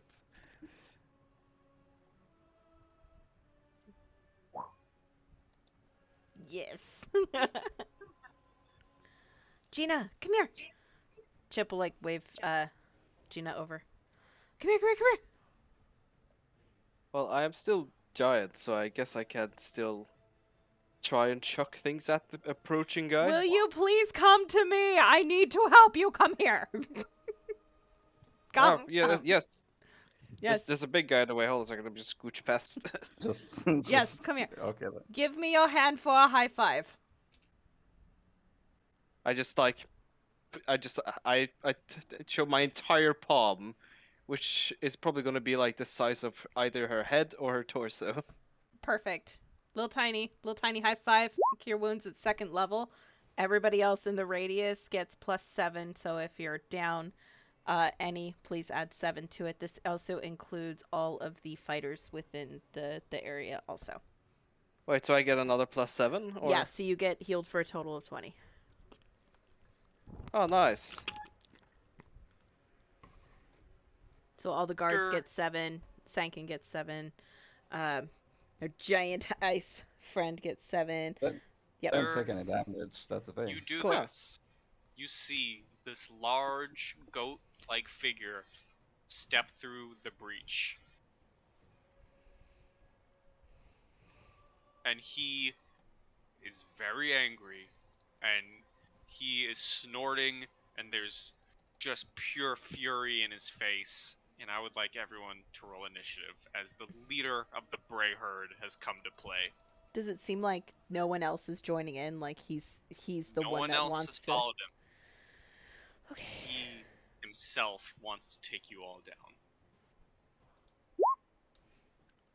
Of course, the final round, and Chip's gonna roll bad. Okay, that's fine. Let me get this straight. This guy saw 2 giants, a whole bunch of people. Mhm. Okay. All right, fine. Everyone, say hello to Black Bill. Hello, Black Bill. Hello, Black Bill. I feel like that's just, doesn't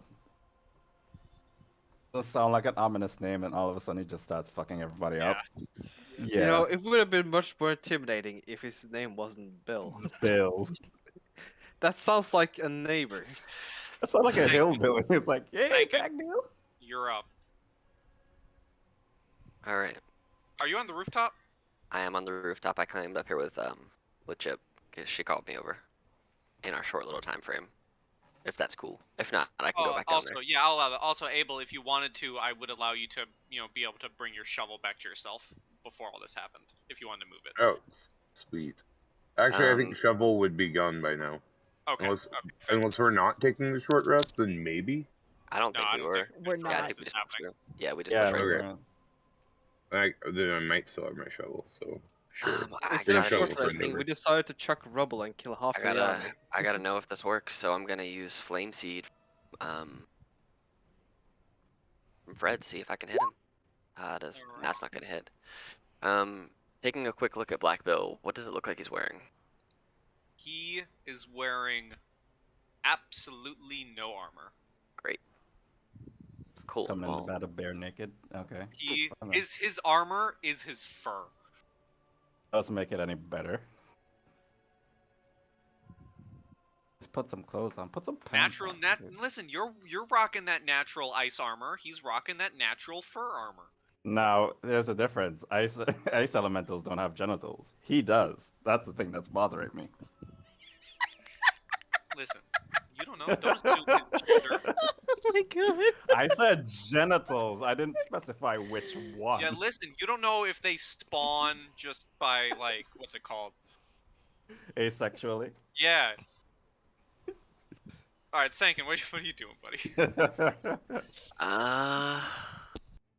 You know what? This might work. It might I know not. this is. I apologize in advance for this going later than 2, but this is the final fight. That's fine. I need him to make a dexterity saving throw of 15, please. Dexterity saving throw. He has advantage against these.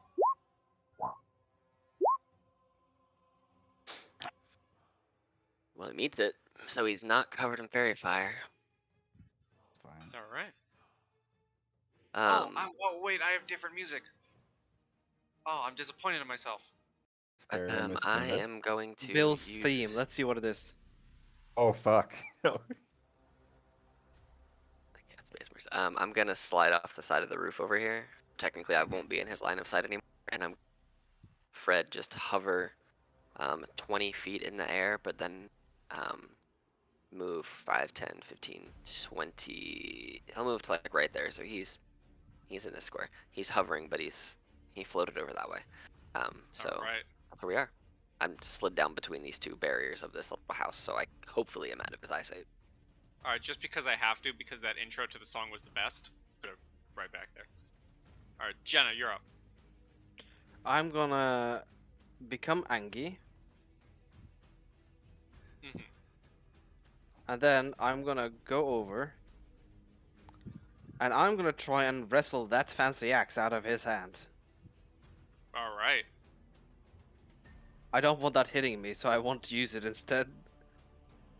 Alright. So athletics at advantage for me.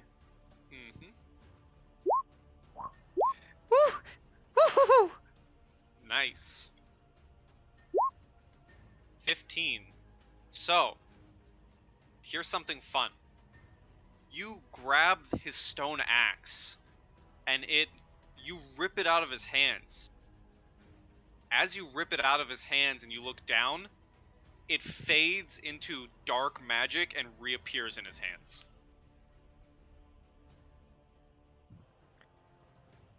Bullshit.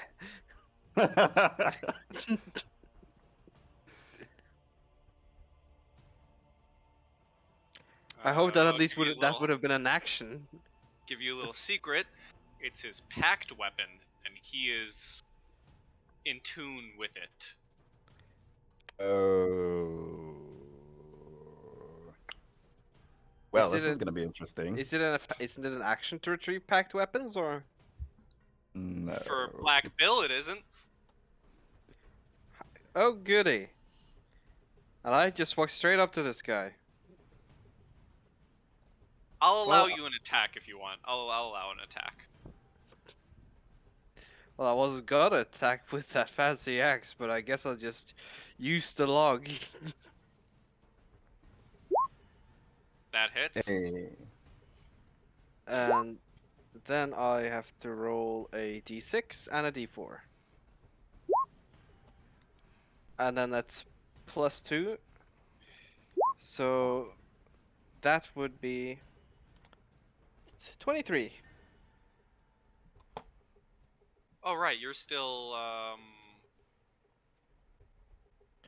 No, wait, no, Okay. not the d6. Whoa. No, you are tiny, right? You're tiny, because your rune giant thing ran out. Yeah, so it's the d6 not there, it's just a d4. Sorry, that's me just still thinking of me being big. My hopes and dreams. Okay, so you Okay. slice into him with you whack him with your tree, not your halberd. You whack him with the tree. He kind of Yeah. grunts in pain, but he's still looking fine. Oh, he's a tanky son bitch. Chunky even. Alright, is that your turn? Yeah. Alright, Abel, you're up. Abel starts like taking some of the blood in his hand and writing like symbols into the air, praying to the Golden Girls, and essentially says something along the lines of "Allow this beast not to witness our glory," as he tries to cast blindness on it. Ooh, okay. I'm gonna need a Constitution 15. Alrighty. 14. Friggin' blindness Yeah, is it's the best. his eyes blacken over with the absolute mad Chad lad crap that I'm pulling right now. Because yes, he can't see. He is now blinded. Okay, and then bonus action, I'm going to move my shovel towards him to go in for the shoveling. Mhm. I'm sorry, I'm so excited that that worked. That hits. Sweet. How much shovel damage?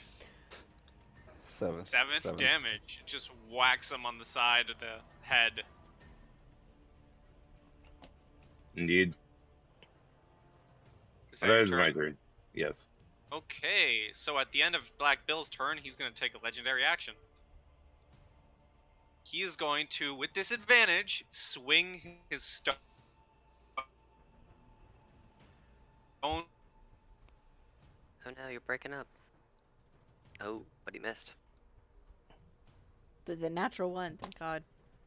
Oh, yeah. yeah. Yeah. He used the legendary action to do that. He used the legendary action to roll on that one. Chip, you're up. Uh, so I'm gonna follow Sankin. Go 5, 10, and then climb down the roof. probably with the rest of my movement, probably land in these bushes and be like, nah, and like climb myself out. And then kind of like peek my head around, stupid token thing, peek my head around this corner here and cast Frostbite at him. Okay.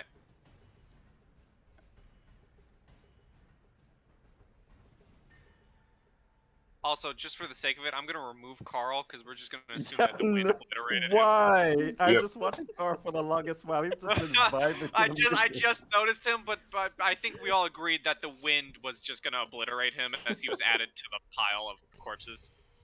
I was just distracted because Carl was just really going to Oh the no, rhythm that was a of it. deck save. Sorry. Oh, fun. 18. Okay, so nothing happens, and then I just duck back behind the building with Sankin. Alrighty, it is Bill's turn, and with disadvantage is gonna take 2 attacks at Jenna. First, the Stone Great Axe for 17. The Stone Great Axe hits. You take half of that. So you take 7 points of bludgeoning. Wowee. And then he's gonna try and hit you with his hoofs. For a 9, and that misses. And now he gets to do his save again against Blind. Now you wouldn't succeed on that now, would you? That is a con. We can only hope. He Damn is it, no he's- longer he blinded. Damn it. That is Bill's turn. It is now big ol' golem. Okay, so I am going to burrow underground and put myself right here. And I'm underneath the pit trap. Can I get past the pit trap? I'm just gonna remove it. Yeah. All right. And do you do flanking? Because I'm pretty sure I'm flanking at this I point. do. Yay. Okay, so I will do 3 slam attacks. 1. I assume you're burrowing up from the ground. Yeah, I'm burrowing up from the ground too. So, eh? Nice. I love it. I love it. I love the gif. So You- 26. You go digging through the ground and just slam up through the earth behind him, and just 2 haymakers just sock him from behind, and he takes them. He's smaller than you, but for a smaller target than you, he's just taking these hits like a champ. Let's see how well he can do it. And that will be the end of my turn. Alright, 1 second. I want to see if I can find the GIF real quick. There it is. There's the GIF I'm looking for in the current game thread.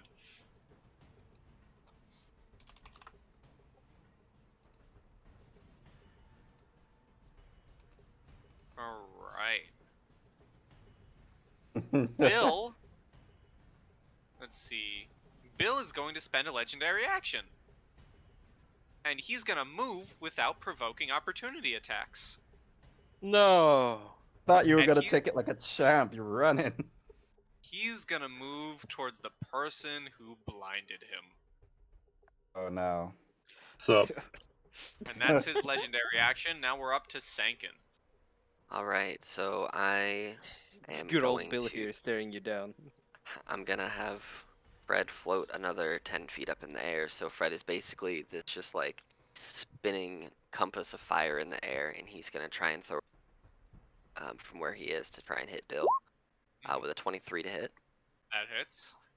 So it's gonna be 1d6 plus 3, so 7 fire damage. It's Yeah, that Down gets on him. lobbed into him, and some of his fur kind of starts singeing, but he pats it out.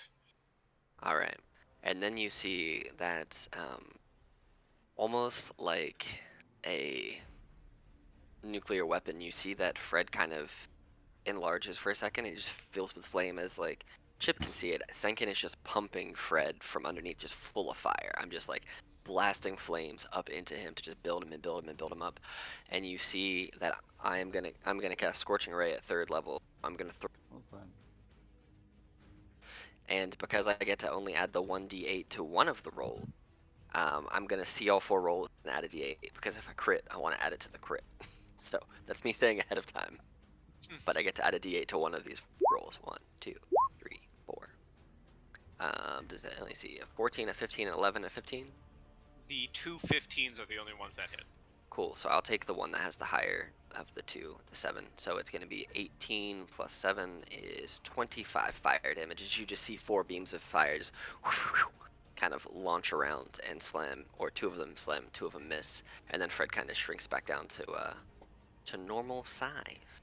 2 of them set Bill's fur slightly aflame, and he kind of just snorts and kind of just glares at Fred, and then turns his attention right back at Abel. And Fred's gonna move 10 feet this way, so he's just kind of using more of his movement to float over there. But yeah, I'm just kind of hanging out back here in this building. Alright, that's your turn. Before we get to Jenna, Bill's gonna spend 2 legendary actions to slam his great axe into Abel. For a 20. Yes. That hits. Abel, you take 15 bludgeoning damage as this large stone axe just slams into you. Alright, my blood goes everywhere. And My now it's blood Jenny. goes everywhere. Sorry, you sounded so like uninterested. My bird. Or My no. You're up, blood. Jenna. Okay, well, I'm gonna use my action to become large and only large, Mhm. because it'll only allow me to go up to large. And if I'm already large, I'll just stay like this, but I'll have at least a D6 to my name. Mhm. Okay, You are That's my- flanking, so you have advantage on your attacks. so let's go. Hits. Yeah, it Okay. hits. Yeah, The first one. I would just like to see if there was a nat 20. That's a 10 plus the D6 and the D4 and plus 2. You slam this tree trunk right into his back, and he kind of recoils a little bit, but he's just taking this damage. Yikes. Anyway, that's your my turn. All right, Abel, you have the angry goat face of Black Bill just staring you down. So coughing up blood, Abel looks up at the beast and grins. You know, my blood is black. You know, I'm gonna cast Bane. Okay. I'm gonna need a Charisma saving throw. Charisma saving throw. You don't look that pretty. Damn, he's probably a Chad and I just don't know it. Okay, well, black blood had no effect. So, bonus action with the shoveling. 13 That probably misses. misses. Yeah. Yeah. Well, this is awkward. What's up, bud? Is that your turn? The Yeah, roof that's all you nerd. do. Alright, Chip. So Chip is gonna peek around the corner and seeing the guy with the shovel, not looking too hot, is gonna shout, "Be careful!" and do a 2nd level cure healing word. So that plus an additional 7 for everybody in the bubble except for our evil enemy, and then a frostbite to him. Okay. Maybe rethink the healing. You sure you don't want to heal Bill? Nah. Alright, fine. 19. That's fine. That's fine. There's a bit back here. Back to Zankin. Like, All right, that's your turn. yes, that is the end of my turn. Bill is up. He's going to aim his great axe directly at you, Abel, and he is going to mark you for death with the Hexblade's curse.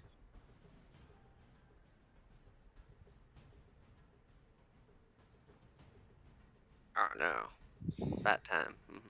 And he is going to swing his stone great axe at you for a 12. You must die with. Skillfully, Abel blocks it with his shield. And then he's going to kind of jump up and slam his hooves into Jenna's chest for a 14.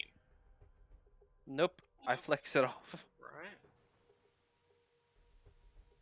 Alright, Ice Golem, elemental thing. Okay, so I'm guessing I could walk over this thing right here, right? Yeah. Okay, good. So I'm gonna move right here. If I move right there, would I be able to get flanking? Or The bear doesn't count as a threat, right? I was talking about Abel. Isn't he like right in front of me, or is he? I'd say they'd have to be on the Jenna has flanking because of the location. Okay, so if I move right here, would I get it? You would get it from the captain, yeah. Okay, so I'm gonna move right. All right. Let's see. So that's 1, 2. If I pass through here, would be would I be able to pass through if I'm like if it's right here? Would I get We'll like? just say would I be- we can just say for funsies that you burrow through. Okay, that's fine. Okay, I'm going to slam. 27. Yes. That's Yes. funny. Okay. 18. 17. Well, if it's me, then I get like the full, 16, right? So 10 plus 16. Yeah. So you're slamming into Bill, and he's taking these hits. He's starting to move a little slower, it seems, but he's still just in this fight. Okay, so 18 and 26, if I remember. So. Right. Is that your turn? 44. Yeah, that would be the end of my turn. So 44 He's damage. going to take 2 legendary actions to swing his stone great axe at Abel. Thank Why does he God. hate him so much? 14. Blinded him. Yeah, I skillfully ricochet it with my shield once again. Alright. At the top of the round, before Senkin goes, the captain is actually going to muster up some courage in the face of fear and take a sword swing at Black Bill. He's actually going to take 2. 1 hits, and you see the captain from behind his shield just slash across the chest of Bill with his sword. Can he get advantage? And that is his turn. Now it's Senkin. Oh yeah, he would. Yeah, because he is flanking. So Okay. he still only hits once. Okay, that's fair. Okay, you roll again Now to see if you get a nat 20. I mean- Technically. I Yeah. could. If you want, it's up to you. I don't really. It's No, worth it doesn't. It was worth a try. It was worth a try. I had dreams. but they didn't Now happen, it's so- Senkin. Yeah. Boop, boop, boop, boop, boop, boop.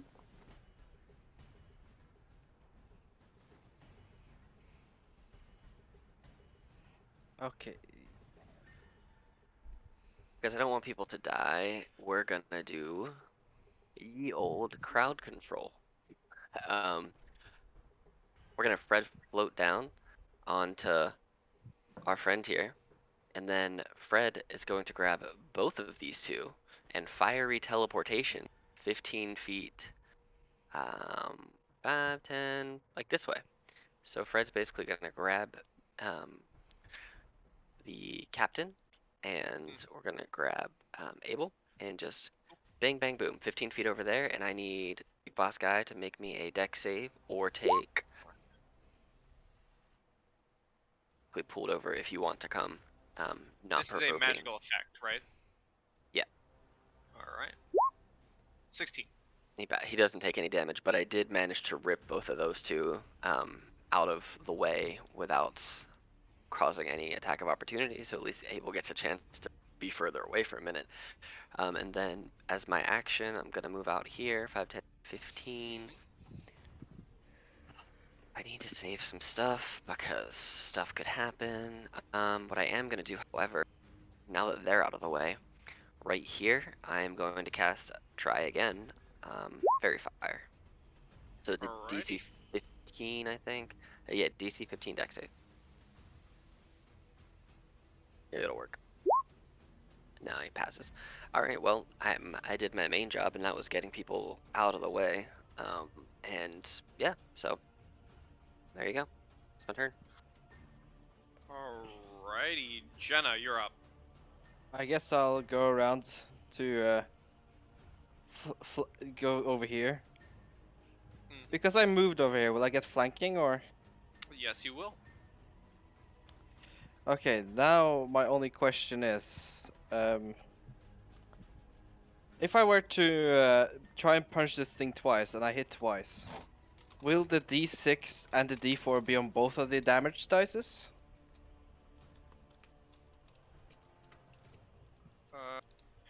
Actually, yeah, I read that on enlarge reduce, the D4 will be on both attacks, but I'm just worried about the D6. One of your attacks with a weapon gets the D6, so just one. Yeah, just one would get the D6. Okay, well, since I have advantage, I'm gonna unleash the WoW Fists.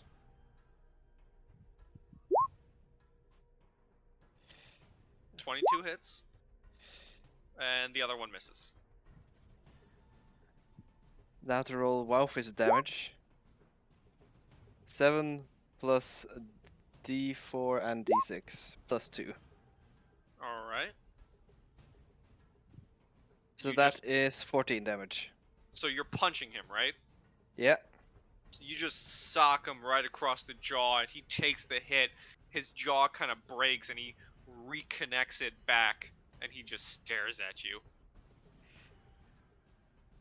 Yeah, that sounds about right. Alright, that's your turn. That's my turn. Abel, you're up. So I have a question. If I moved right here, oh, I'm not in the right thing. Oops. I love it when that happens. If I moved right here, would I be in flanking still? Yeah, I'd allow it. Because Okay. the ice elemental is big enough. Alright, so I will go back to select. Jeez, I'm just on fire today. Okay, so I will zigzag my way to right here. Oh, I need to do the old group. And then I will burn a second level inflict wounds. Does a 25 hit? Well, you have advantage, so just see if you crit. Oh, okay. I shall.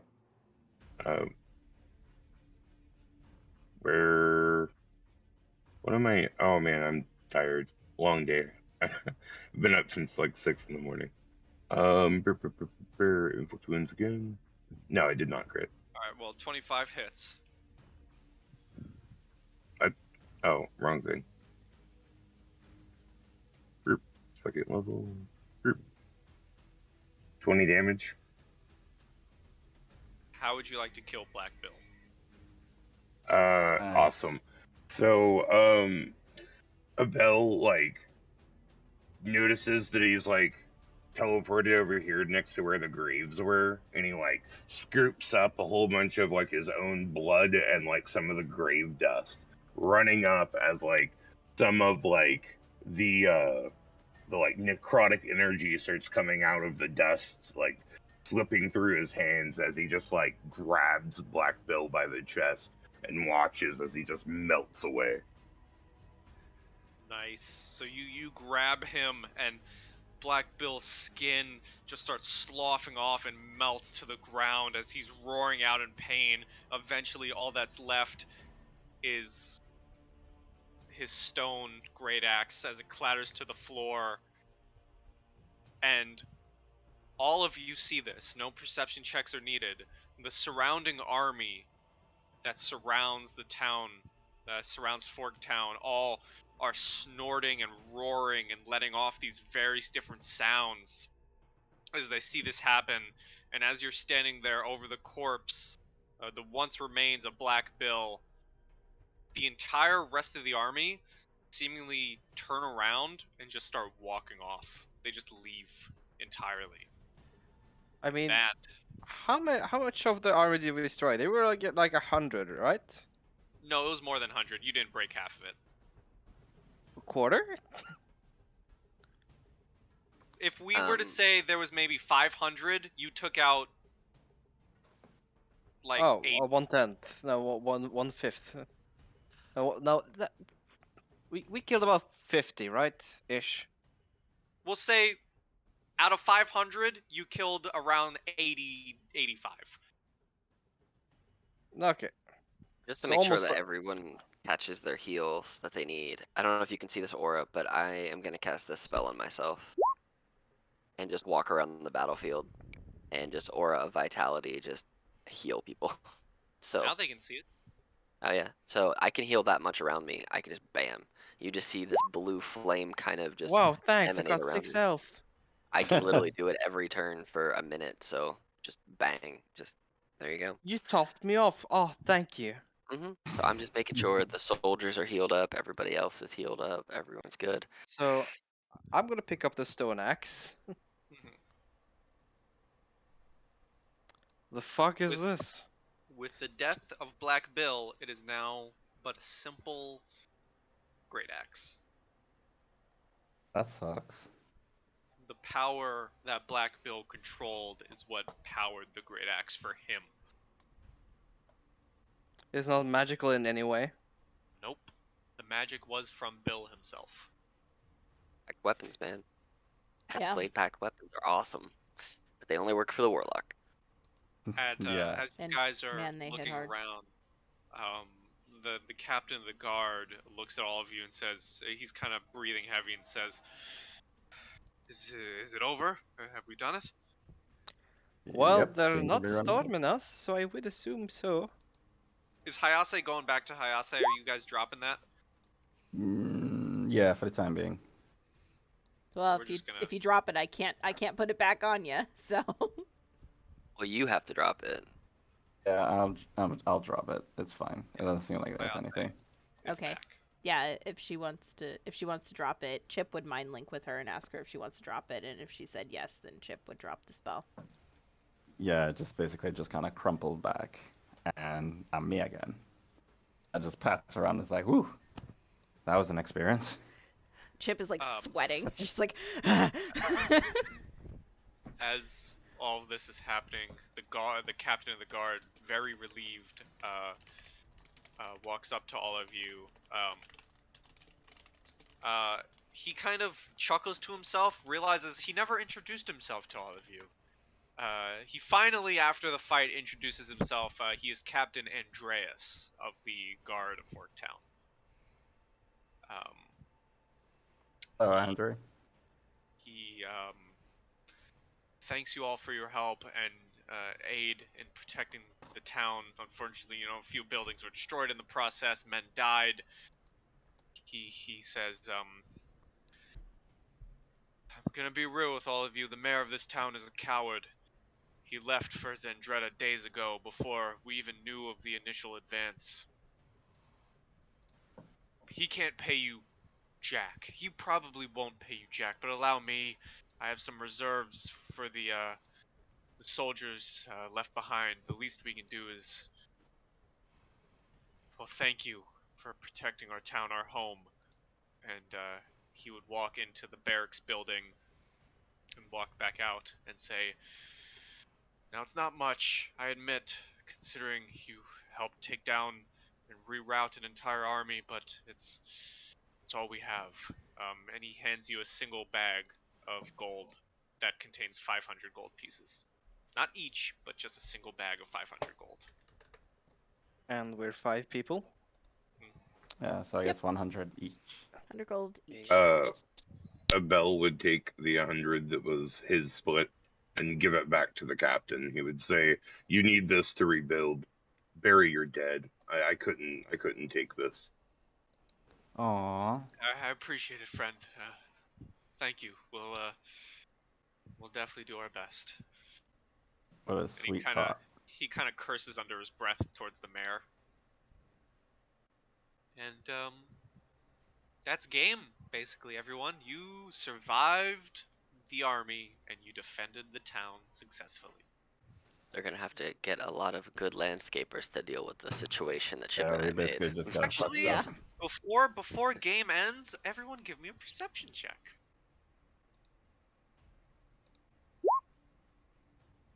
Too late What to just go up perception on the check? roofs. I have and no just- eyes.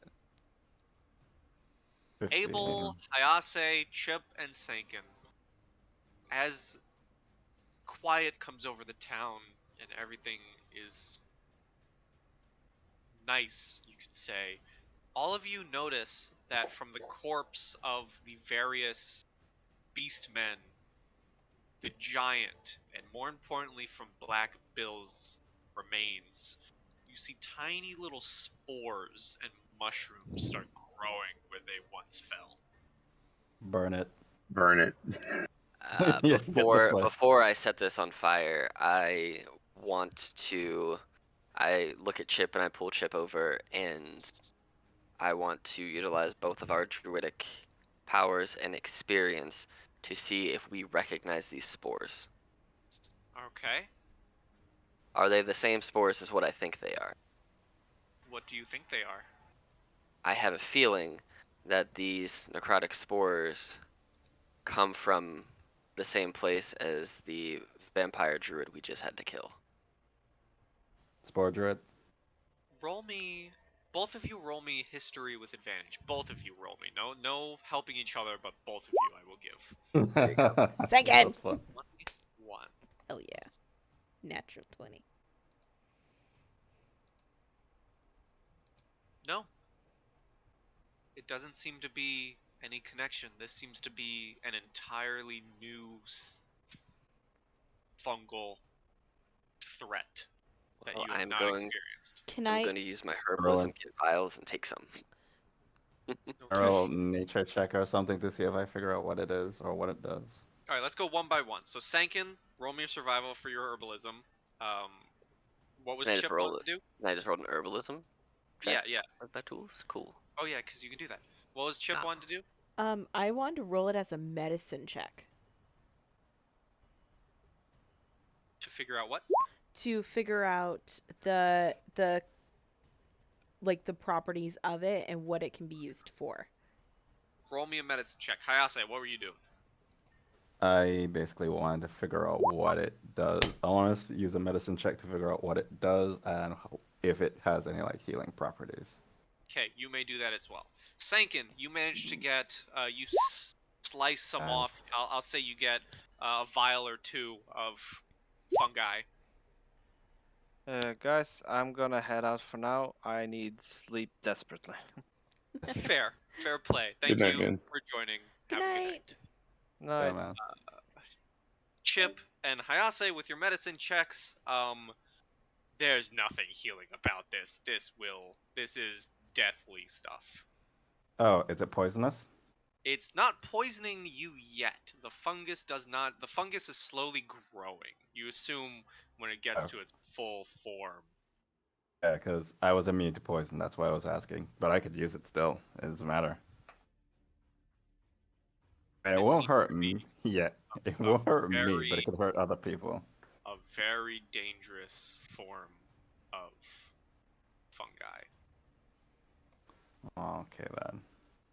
Oh, look at the others. We burning it, or I'm willing to take piece of it. I will take piece of it, as a matter of fact.